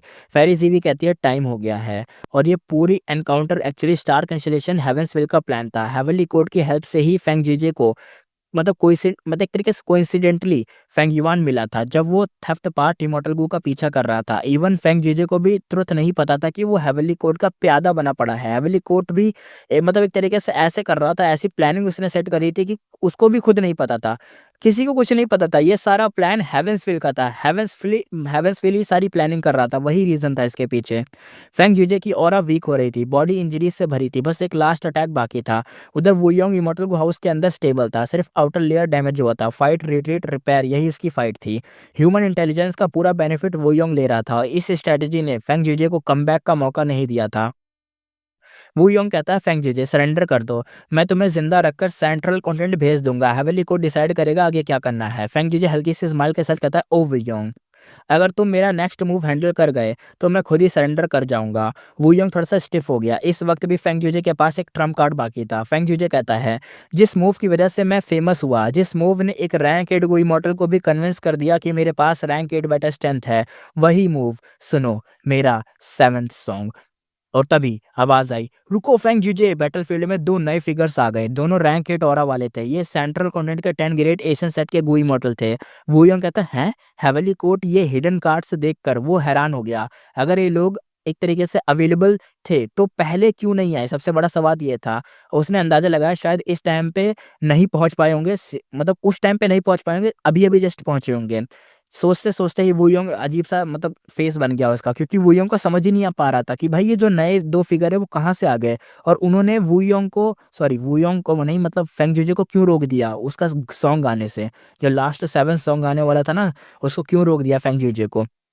और ये जो 2 नए लोग थे, मतलब सीधी-सी बात है सेंट्रल कॉन्टिनेंट के लोग हैं और ये इतनी देर से वेट कर रहे थे या पहले से आ गए थे, क्या सीन था कुछ पता नहीं था।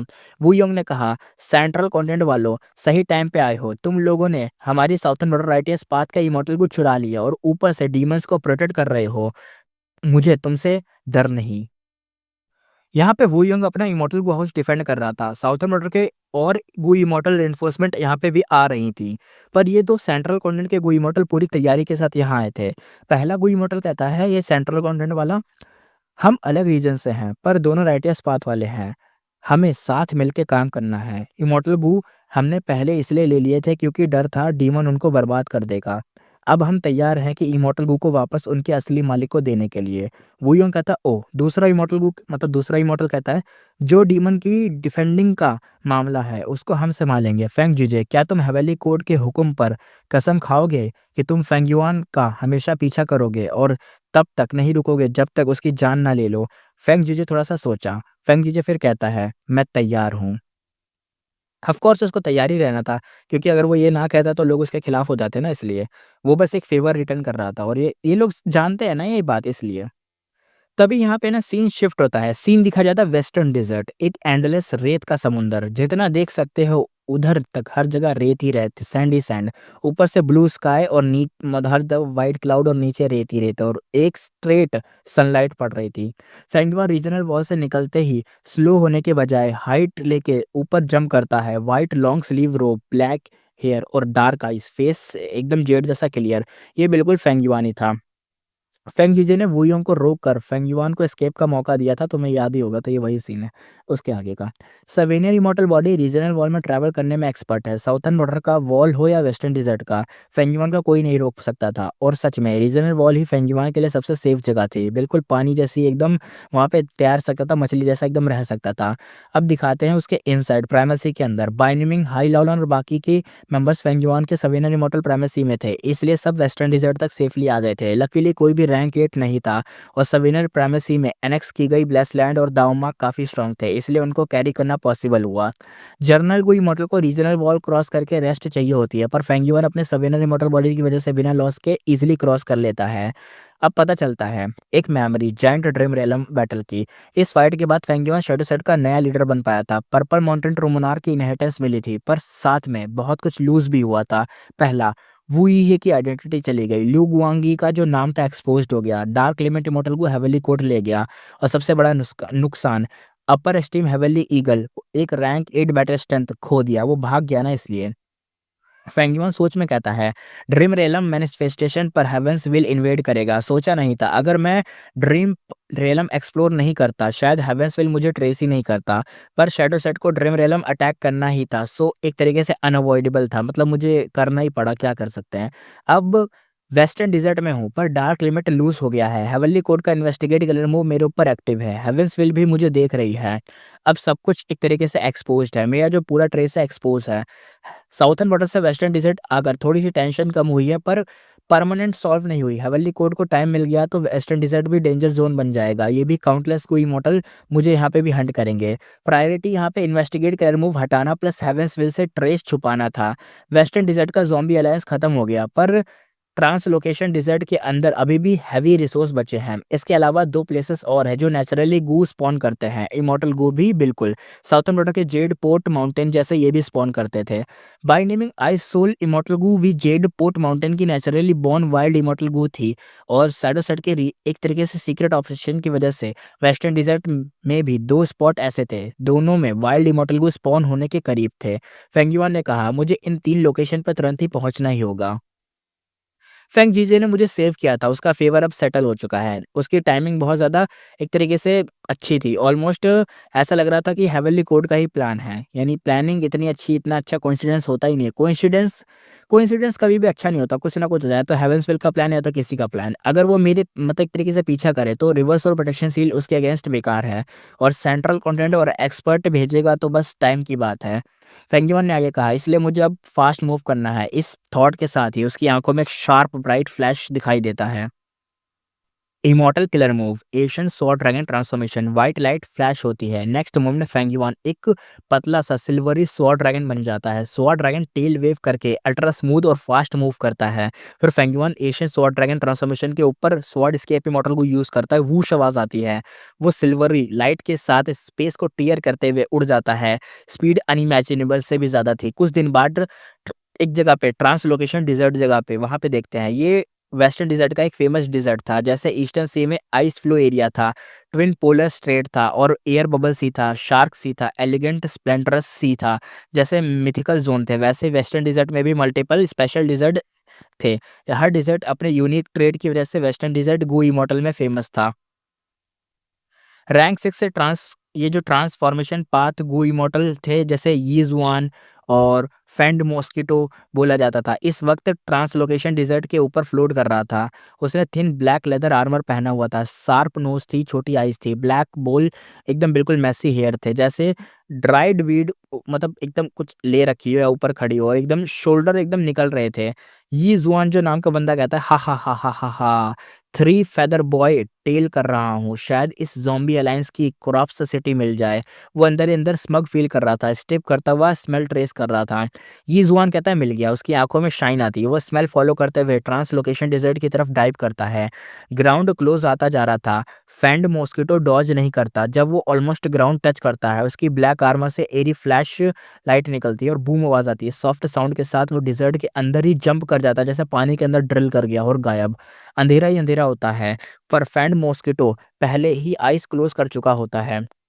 गरम सैंड उसकी पूरी बॉडी पे एकदम गहरी होती है, इतनी होती है कि 1 सेकंड में अंदर एकदम कुक हो जाए बंदा, नेक्स्ट सेकंड ही चारकोल बन जाए। पर फ्रेंड मॉस्किटो के पास डिफेंसिव मेथड थे, इसलिए हीट उसके लिए इशू नहीं था। विजन डार्क था पर कोई प्रॉब्लम नहीं थी। फ्रेंड मॉस्किटो स्मेल चेस करने में एक्सपर्ट था। सैंड के अंदर क्लूज और एक तरीके से क्लियर मिल जा रहे थे। वो डिजर्ट के नीचे ट्रैवल कर रहा था, तभी घो आवाज आती है। अचानक वो सैंड से बाहर पियर्स होकर केव में ही आ जाता है। फोन जो फ्रेंड मॉस्किटो था बिल्कुल शॉक नहीं होता। ट्रांस लोकेशन डिजर्ट के नीचे ऐसे मल्टीपल केव मौजूद थे।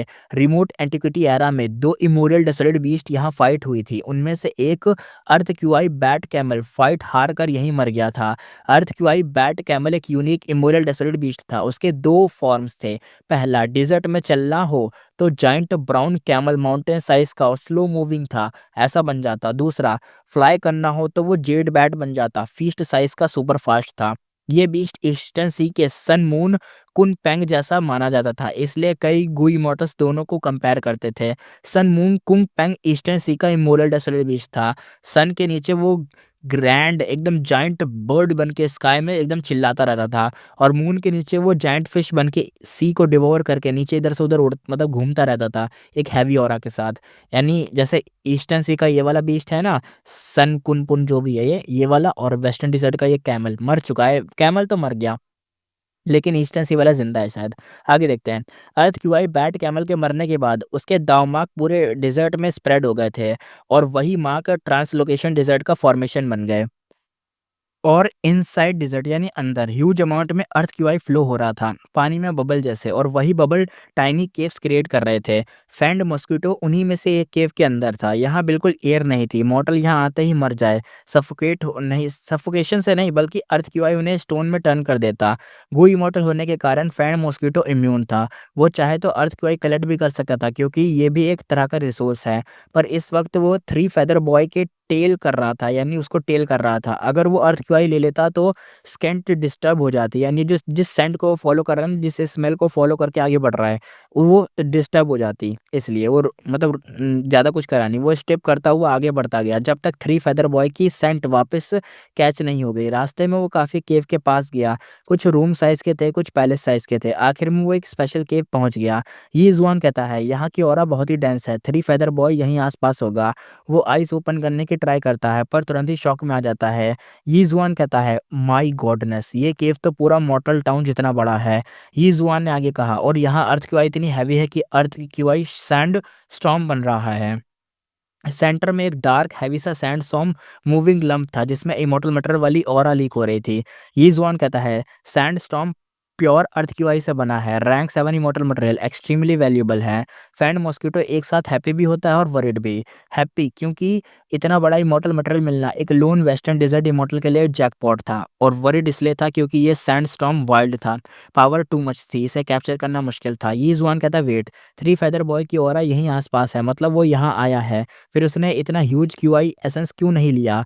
यानी वो सोच रहा था कि यहाँ पे अगर कोई और भी आ चुका है तो उसने ये चीज़ छोड़ क्यों दी, उसे भी तो दिखी होगी, उसने क्यों नहीं ली? क्योंकि वो किसी को फ़ॉलो करके यहाँ पे आ रहा था ना, इसलिए। उसकी पुपिल्स टाइट हो जाती हैं, कुछ गलत लग रहा था उसको। तभी पीछे से एक बॉयिश वॉइस आती है। थ्री फेदर बॉय कहता है, "फैंड मॉस्किटो तुम फाइनली आ गए। हा, हा, हा, हा, मैं तुम्हारा ही वेट कर रहा था। जाओ फॉर्मेशन टेस्ट करके आओ।" यी ज़ुआन कहता है, "ओह नो!" वो डॉज करने की ट्राई करता है पर देर हो चुकी थी। ब्लू लाइट से भरे फेदर स्टॉर्म सीधा उसके ऊपर गिर जाते हैं। ब्लू फेदर्स को पकड़कर सैंड स्टॉर्म के अंदर खींच लेते हैं। फैंड मॉस्किटो एकदम भाई चिल्लाता है। सैंड स्टॉर्म के अंदर सुनाई जो आवाज़ दे रही थी उसके अंदर, मतलब वो अंदर फँस गया था ना तो सैंड स्टॉर्म के अंदर, तो चिल्ला रहा था वहाँ से। तब थ्री फेदर बॉय अपनी अपीयरेंस दिखाता है, rosy tender plum cute face. वो सैंडस्टॉर्म को देखकर हंस रहा था। कुछ दिनों बाद फैंड मॉस्किटो की स्क्रीम बंद हो जाती है। ब्लड सैंडस्टॉर्म लीक होता है पर मूविंग सैंडस्टॉर्म उसे डिवोर कर लेता है। थ्री फेदर बॉय की स्माइल गायब हो जाती है, फेस पर वरी आ जाता है। थ्री फेदर बॉय कहता है so powerful. Western desert zombie alliance branch की डिफेंसिव फॉर्मेशन वैसे ही डेंजरस निकली। फैंड मॉस्किटो रैंक 6 एक्सपर्ट था पर बस इतना ही टिक पाया। किसने सेट किया होगा ये फॉर्मेशन? वो टर्न होता है और सोच रहा था, तभी एक फ़ियर मतलब एक वहाँ पे ना कुछ एक खतरनाक सा कुछ अजीब सी चीज़ फिगर अपीयर होता है। थ्री फेदर बॉय कहता है डैम! रैंक 7 गुई मॉडल। उसका दिल अंदर से मतलब अंदर से श्रिंक हो जाता है। वो ध्यान से ऑब्ज़र्व करता है। Newcomer, handsome, gentle type, white cloth, black hair, young look था। और 2 लड़के होने के बाद भी थ्री फेदर बॉय थोड़ा-सा स्टन्ड हो जाता है। थ्री फेदर बॉय कहता है, "ये बंदा इतना हैंडसम कैसे है? लुक्स से लग रहा था जैसे राइट इस्पात इमॉर्टल होगा।" थ्री फेदर बॉय गेस ही कर रहा था कि फेंगिवान उसकी तरफ देखता है और टोन हल्की-सी खुशी वाली थी। फेंगिवान कहता है, "गुड, ये तीसरा बंदा है जिसे मैं मिला हूँ। मैं तुम्हें खा लूँगा तो तुम्हें कुछ टाइम के लिए मेरा एपेटाइट सैटिस्फाई हो जाएगा।" यानी इसे खाने के बाद फेंगिवान का जो प्राइमेसी मान लो या जो भी है इमॉर्टल प्राइमेसी वो थोड़ा सैटिस्फाई रहेगा। थ्री फेदर बॉय कहता है व्हाट? वो शॉक में पीछे हट जाता है। थ्री फेदर बॉय कहता है कौन-सा राइटियस पाथ? ये तो मुझे खाना चाहता है। सिस्टर बचाओ मुझे। फेंगिवान इंसान कब से खाने लग गया भाई? फेंगिवान की बात सुनते ही थ्री फेदर बॉय बिल्कुल सफ़ेद पड़ जाता है। डर से फ्रीज़ होकर तुरंत ही हेल्प के लिए चिल्लाता है। एक फिगर फ़ास्ट स्पीड से अपीयर होता है, सीधा उसके पास आकर उसे कंसोल करता है। क्यूबो कहता है, "लिटिल ब्रदर डरो मत, बिग सिस्टर आ गई।" ये फीमेल गुई मॉडल छोटी, डेलिकेट सी थी। एक छोटी लड़की जैसी लुक, ग्रीन फ्लावरी ड्रेस पहने हुए थी। उसके ईयर में 2 पर्ल इयररिंग लटके रहे थे। पर्ल के अंदर पानी जैसे ग्रीन रिपल मूव कर रहे थे। क्यूबो ही कहती है, क्यूबो मतलब क्यूइबो इसका नाम है यार, इसका जो भी नाम है लड़की है, इसका नाम है क्विबो, ठीक है? क्विबो हम इसे बोलेंगे। क्विबो कहती है, "मैं क्विबो हूँ, तुम कौन हो? मेरे ब्रदर को डराकर बहुत मज़ा आ रहा है क्या तुम्हें?" फेंगमैन कामली फेरी क्विबो के मतलब थोड़ा बहुत अच्छे से देखता है। वो रैंक 7 ऑरा एमिट कर रही थी, क्लियरली सोच रही थी कि फेंगिवान के इक्वल है। उसकी स्किन स्नो व्हाइट थी पर इयररिंग्स की ग्रीन लाइट से वो थोड़ा-सा एरी ग्रीन लुक दे रही थी। फेस डेलिकेट था पर शार्प नोज़ थोड़ा-सा इमेज स्पॉइल कर रहा था। फेंगिवान टमी रब करता है, थोड़ा-सा ऐसे दिखाता है जैसे भूखा हो। फेंगिवान कहता है, "मैं सच बोल रहा हूँ, तुम्हें क्या प्रॉब्लम है? हा, हा, हा! चलो तुम दोनों ही आ गए हो, तो तुम दोनों को ही खा लेता हूँ।" सवेनियर इमॉर्टल बॉडी का एक फ्लॉ था, दूसरों की इमॉर्टल प्राइमेसी को डिवोर करना पड़ता था। ये बात फेंगिवान को पर्पल माउंटेन ट्रूमोनार्क ने समझाई थी। समझ गए? ये वही दिक्कत है। चलो पहले हमें बताई नहीं गई थी लेकिन हमें भी थोड़ा बहुत पता ही था। Originally shadow sector rank 10 souvenir immortal fetish को रिफाइन करना चाहता था। रैंक 10 वर्ज़न सवेनियर रैंक 9 से भी ज़्यादा ऊपर स्पेक्टर सोल डीमन वल्नरेबल का बिग एम्बिशन था। पर वो सिर्फ रैंक 9 सवेनियर इमॉर्टल फेटिश को रिफाइन कर पाया और वो भी बाद में फेंगिवानी ले गया। स्पेक्टर सोल के हिसाब से रैंक 10 वर्ज़न परफेक्ट होता, कोई वीकनेस नहीं होती। पर रैंक 9 वर्ज़न में एक दिक्कत थी। वो मतलब वो ना बहुत वियर्ड था, फ्लॉ नहीं था, बस एक फ्लॉ टाइप का था। सवेनियर इमॉर्टल फेटिश गो एक इमॉर्टल गो था और इमॉर्टल गो को फूड चाहिए होता है और इसका फूड था इमॉर्टल फेटिश। क्या बोले?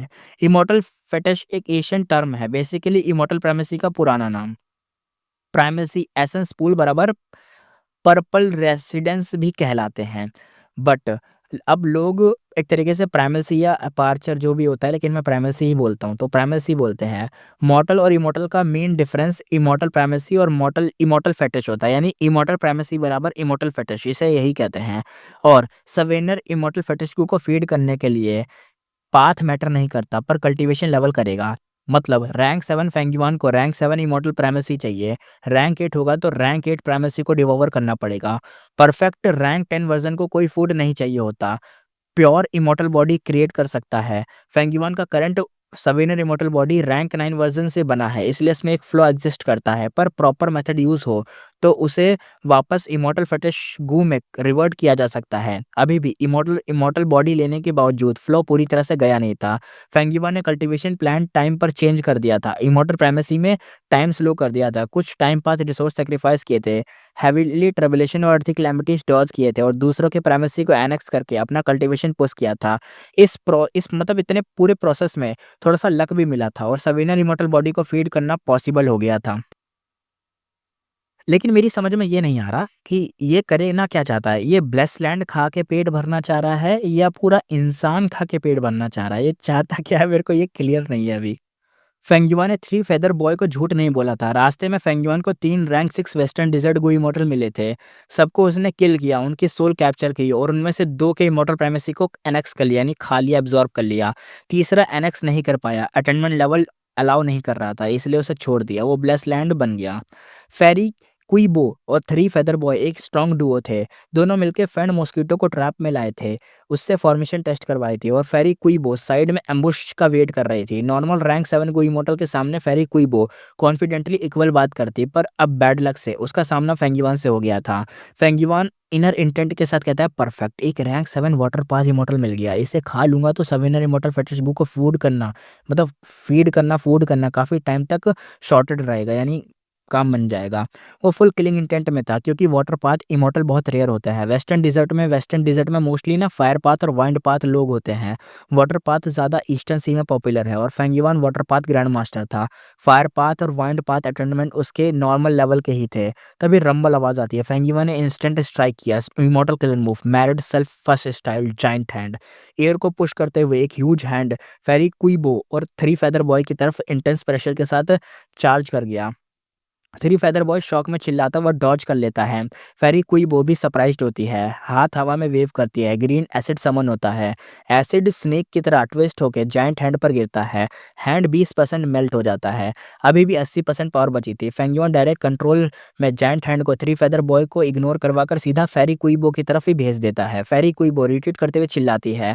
फेरी क्विबो कहती है, वेट, मैं 10,000 फॉर्मेशन एंड सेक्टर की थर्ड कोकीबाइन हूँ। क्या तुम इंसेक्टर का फेस मतलब उनको फेस नहीं कर सकते? देख लो, अगर तुमने मतलब मुझे मारा तो तुम उसको फेस करना पड़ेगा। तुम उसको फेस नहीं कर पाओगे। हम अलायंस बना लेते हैं और ये ज़ॉम्बी अलायंस ट्रेजर शेयर कर लेते हैं।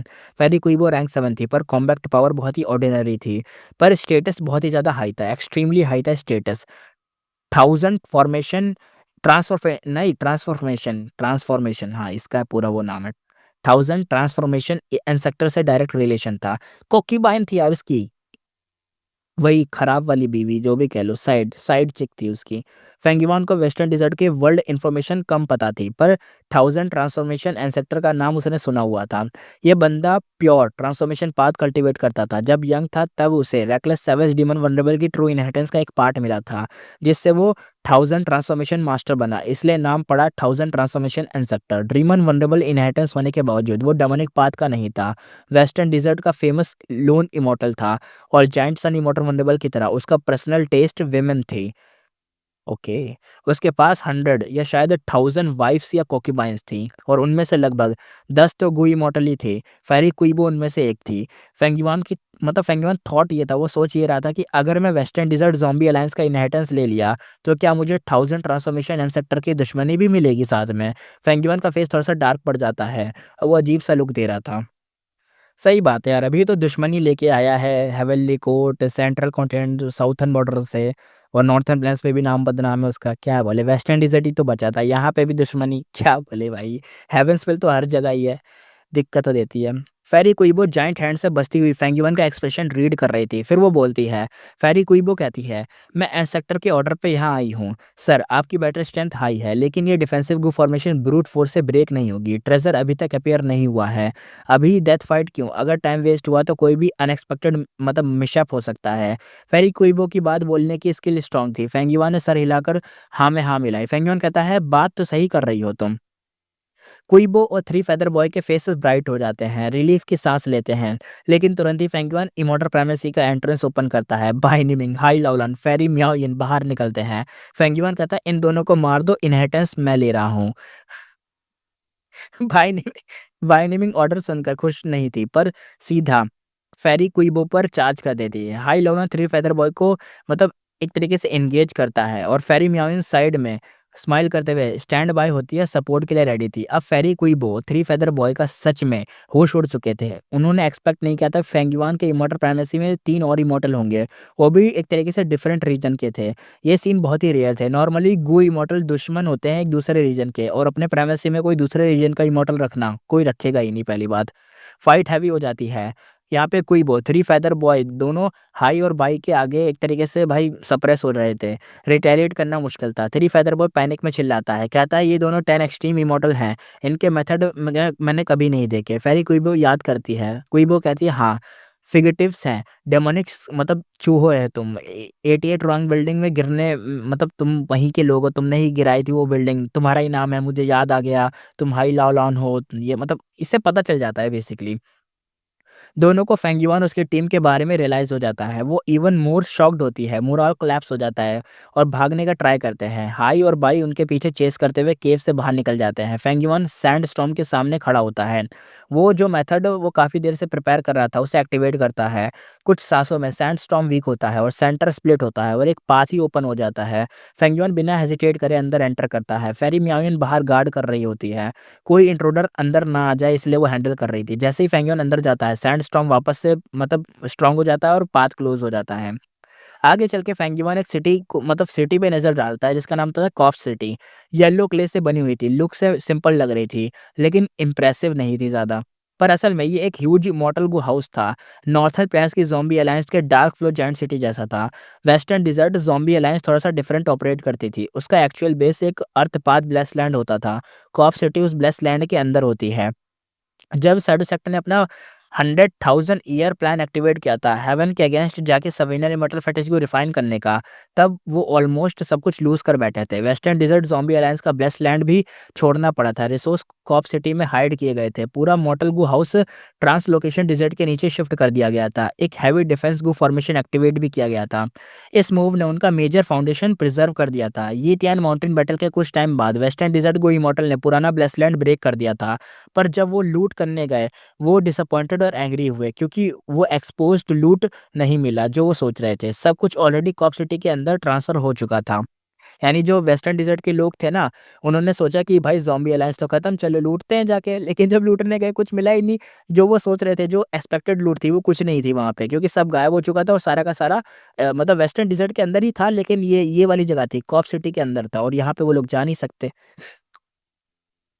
वेस्टर्न डिज़र्ट गो इमॉर्टल ने बहुत टाइम तक इन्वेस्टिगेट किया, डिड्यूस किया और हेवंसविल ने थोड़ी-सी मतलब चुपके से उनकी मदद भी की। तब जाकर उन्हें कन्फर्म हुआ कि वेस्टर्न डिज़र्ट ज़ॉम्बी अलायंस का इनहेरिटेंस ट्रांसलोकेशन डिज़र्ट में छुपा हुआ है। लेकिन एग्ज़ैक्ट केव ढूँढना ऑलमोस्ट इम्पॉसिबल था। केव इतनी ज़्यादातर मतलब इतनी ज़्यादा अंदर थी, एकदम बहुत ज़्यादा। ऐसा मान लो कि स्काई के अंदर स्टार ढूँढने जैसा हो जाएगा, इतना बड़ा इश्यू था। ये केव कंस्टेंट मूव करती रहती थी। हर मोमेंट पुरानी केव गायब होती थी, नई केव्स अपीयर होती थी। इस मोमेंट में वेस्टर्न डिज़र्ट गो इमॉर्टल की सर्च को नाइटमेयर बना दिया था। फेंगयुआन अलग था, शैडो सेट का लीडर था, डायरेक्ट नॉलेज थी, डायरेक्ट मेथड था। वो सीधा आया अंदर, कॉप सिटी तक रीच भी कर गया बिल्कुल ईज़िली। फेंगयुआन के इनर थॉट्स ये थे। फेंगयुआन कहता है, कोई बोका मतलब यहाँ मिलना हेवेंसविल के लिए प्लॉट लगता है। वेस्टर्न डिज़र्ट में एंटर करते ही मुझे एक रैंक 8 ग्रेट एक्सपर्ट से पंगा करवाना, ये भी हेवेंसविल का काम है।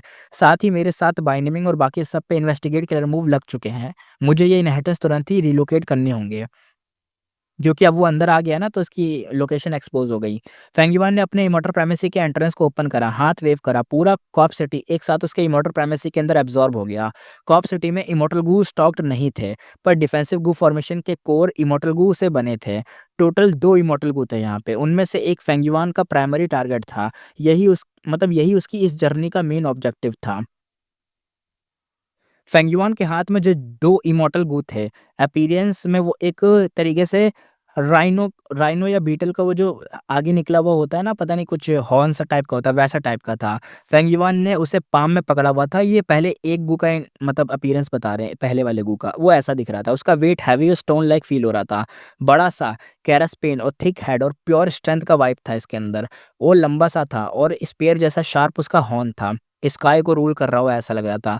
रूल पाथ का रैंक 7 इमॉर्टल गो फ्लाइट फाइट था इसका नाम।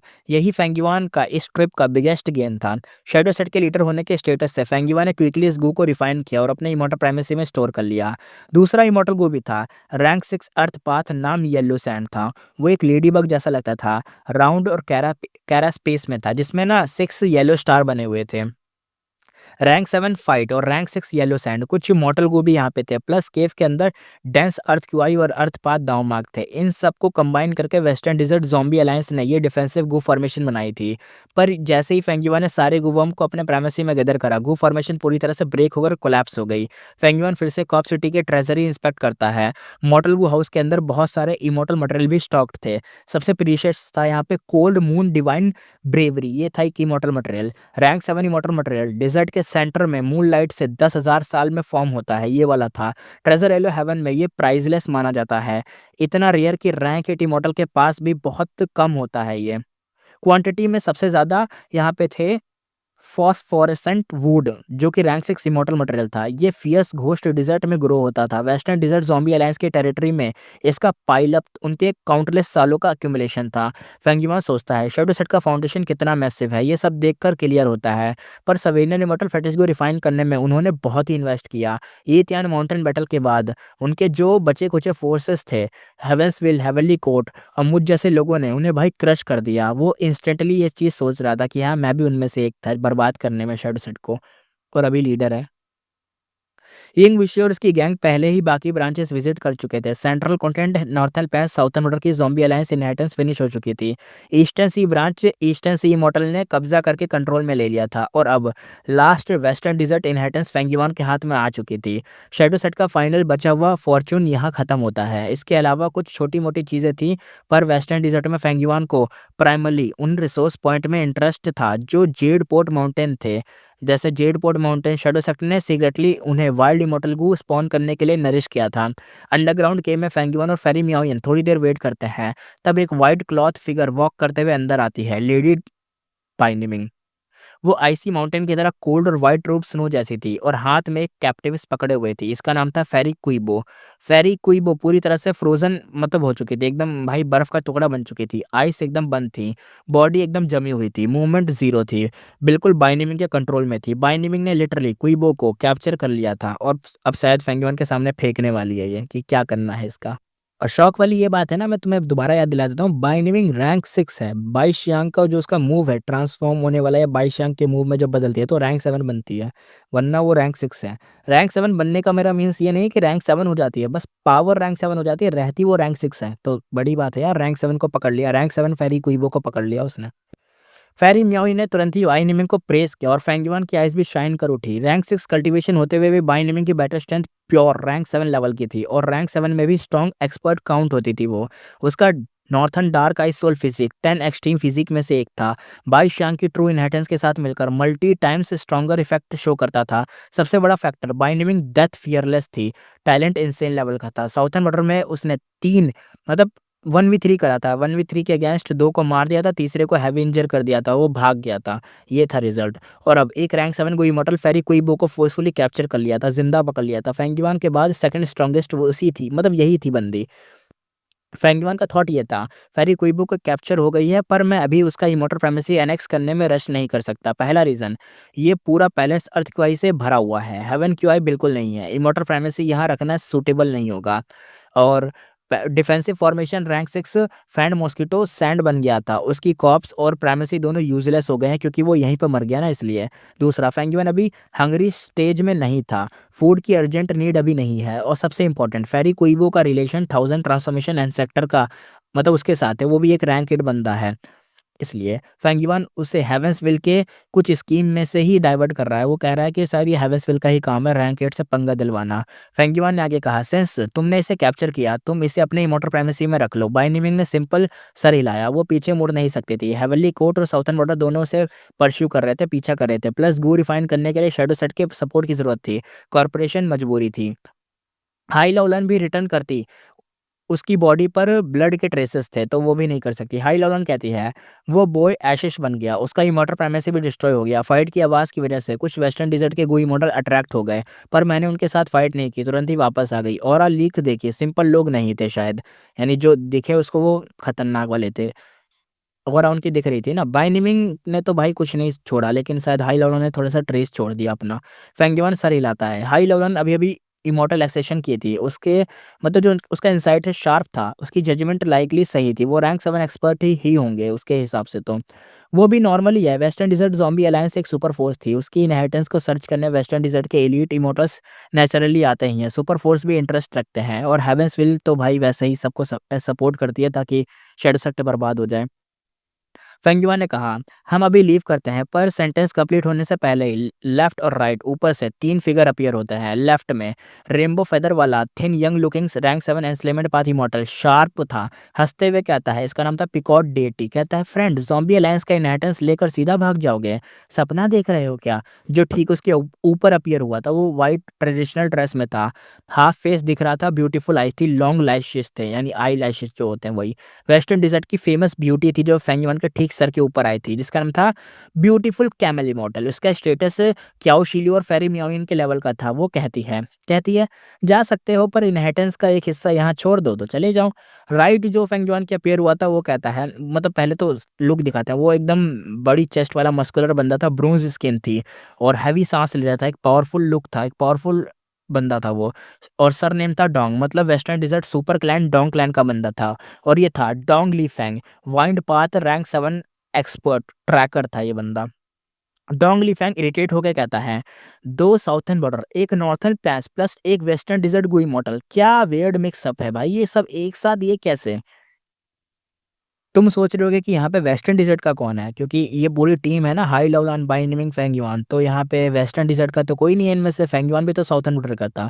लेकिन तुम एक चीज़ भूल गए, फेंगयुआन की जो सवेनरी मोटल बॉडी है भाई, वो जिस भी रीजन में जाएगी वो उसी रीजन की हो जाएगी। तो भाई अभी फेंगयुआन वेस्टर्न डिज़र्ट का इनको दिख रहा होगा, तो उन्हें लग रहा होगा यहाँ पे एक वेस्टर्न डिज़र्ट का बंदा और बाकी हाई लवलान नॉर्थर्न प्लेन्स की और अपनी बाइनिमिंग साउथर्न बॉर्डर की और फेरी मियाओ नॉर्थर्न प्लेन्स या साउथर्न बॉर्डर की, जो भी है, इसलिए। और लो इसमें बता भी दिया गया, फेंगयुआन के पास सवेनर इमॉर्टल बॉडी था, वो वेस्टर्न डिज़र्ट में था, उसकी ऑरा भी वेस्टर्न डिज़र्ट गो इमॉर्टल जैसी लग रही थी। हाई लॉलन ने नॉर्थर्न पैस इमॉर्टल, मतलब वहाँ पे इमॉर्टल बनी थी तो वो नॉर्थर्न पैस गो इमॉर्टल थी, और बाइनिमिंग और फेरी मियाओ दोनों साउथर्न बॉर्डर की इमॉर्टल थी, तो वो वहाँ की थी। बाकी रीजन के गो इमॉर्टल आउटसाइडर को यूजुअली अवॉइड करते हैं, ईस्टर्न सी में थोड़ा कम, पर बाकी 4 रीजन में आउटसाइडर से नफरत ज़्यादा होती है। किसी भी झगड़े में सब लोग मिलके आउटसाइडर को पहले घेरते हैं, उसको मारते हैं, बाकी सब बाद में देखा जाएगा, ये सोचते हैं।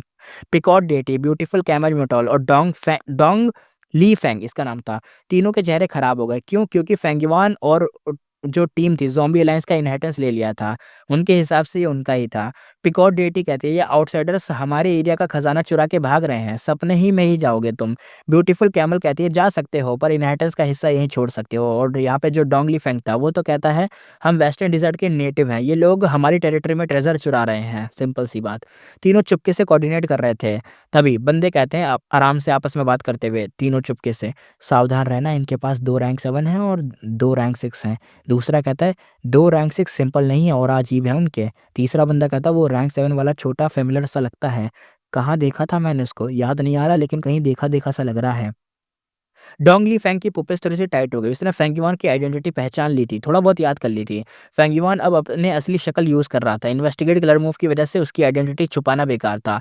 फेमिलियर फेस यूज़ करता तो एक्स्ट्रा कॉस्ट ही देता, तो छुपाना वैसे ही बेकार था। डोंगली फैंग सोच में कहता है, वो तो ल्यू गुआंग ही है, उसने तुरंत ही पीछे हटना शुरू करा। वो वूश आवाज़ आई और सीधा गायब हो गया, बंदा भाग ही गया यहाँ से। ब्यूटीफुल कैमल इमॉर्टल और पिकॉक देती एक तरीके से स्टन रह गए। वो कहते हैं, अबे क्या हुआ, डोंगली फैंग भाग गया? किसको मार के भाग, मतलब इसको मार के भगाया है, किसी से डर के भागा, क्यों भागा? फिर ब्यूटीफुल कैमल इमॉर्टल को समझ आया, फेंगयुआन सच में ल्यू गुआंगी था। रिवर्स फ्लो रिवर है, उसकी लड़ाई के बाद ल्यू गुआंगी नाम पाँचों रीजन में फेमस हो गया था। नॉर्थर्न प्लेन्स में सबसे ज़्यादा पता चला था, सेंट्रल कॉन्टिनेंट में हेवनली कोर्ट की वजह से इन्फॉर्मेशन ज़्यादा थी। बाकी 3 रीजन में कुछ लोग जानते थे, कुछ लोग बात सुनकर ही आपस में बात फैलाते थे। फेरी कुइबो पहले फेंगयुआन को पहचान नहीं पाई, इसलिए वो एक तरीके से वहीं पे थी। पर ब्यूटीफुल कैमल इमॉर्टल ने पहचान लिया और तुरंत ही देख रही थी। मतलब फेरी कुइबो नहीं पहचान पाई थी, इसलिए भाई वो वहीं पर थी और वो कुछ नहीं कर पाई, फेंगयुआन से डरी रही, बस डरी थी और वो पकड़ी गई, इसलिए उनके साथ ऐसा हुआ था। और ये रही बात ब्यूटीफुल कैमल की, उसने अब पहचाना था जब एक बंदा इनका भाग गया, तो वो कहती है सोच में, वो रैंक 8 तक से टक्कर ले सकता है, बच के रहना होगा, उसे लड़ना मौत के बराबर है। और वो डोंगली फैंग के अंदर से उसको डाँट रही थी, क्यों इतना तेज़ भाग गया बिना बताए? इनको अब डर लग रहा था ना फेंगयुआन से, क्योंकि भाई वो रैंक 8 से पंगे ले सकता है। डोंगली फैंग की नज़र में अगर ब्यूटीफुल कैमल इमॉर्टल ने पहले आइडेंटिटी देख ली होती, तो वो भी वैसा ही कर देती। सीधी-सी बात है, जो पहले समझ जाता वो सबसे पहले भागता, और यहाँ पे डोंगली फैंग सबसे पहले समझ गया था, वही सबसे पहले भागा। ब्यूटीफुल कैमल यही सोच रही थी। भागना या एस्केप का रूल सिंपल होता है, तुम्हारी स्पीड नहीं, तुम्हारा और तुम्हारे एलाइज की स्पीड का डिफरेंस डिसाइड करता है कि कौन जिंदा बचेगा। पिकॉक देती अभी भी शॉक में था, फिर उसने देखा कि ब्यूटीफुल कैमल इमॉर्टल भी भाग गई, वो भी गायब यहाँ से। तभी वो बंदा कहता है, ओ नो, उसके अंदर अलार्म बज गया। रीज़न ये नहीं था कि इंस्टिंक्ट बेस्ड था, एक्सपीरियंस दोनों उसको चिल्ला रहे थे कि भाग जाओ, क्योंकि तुम्हारे 2 बंदे भागे तो तुम भी भाग जाओ। एक झटके में उसका बॉडी ट्रम्बल हुआ, वो लाइटनिंग स्पीड से उड़ गया। इवन ब्यूटीफुल कैमल यानी सुंदर ऊँट इमॉर्टल भी भाग गई थी, वो भी बहुत फास्ट थी।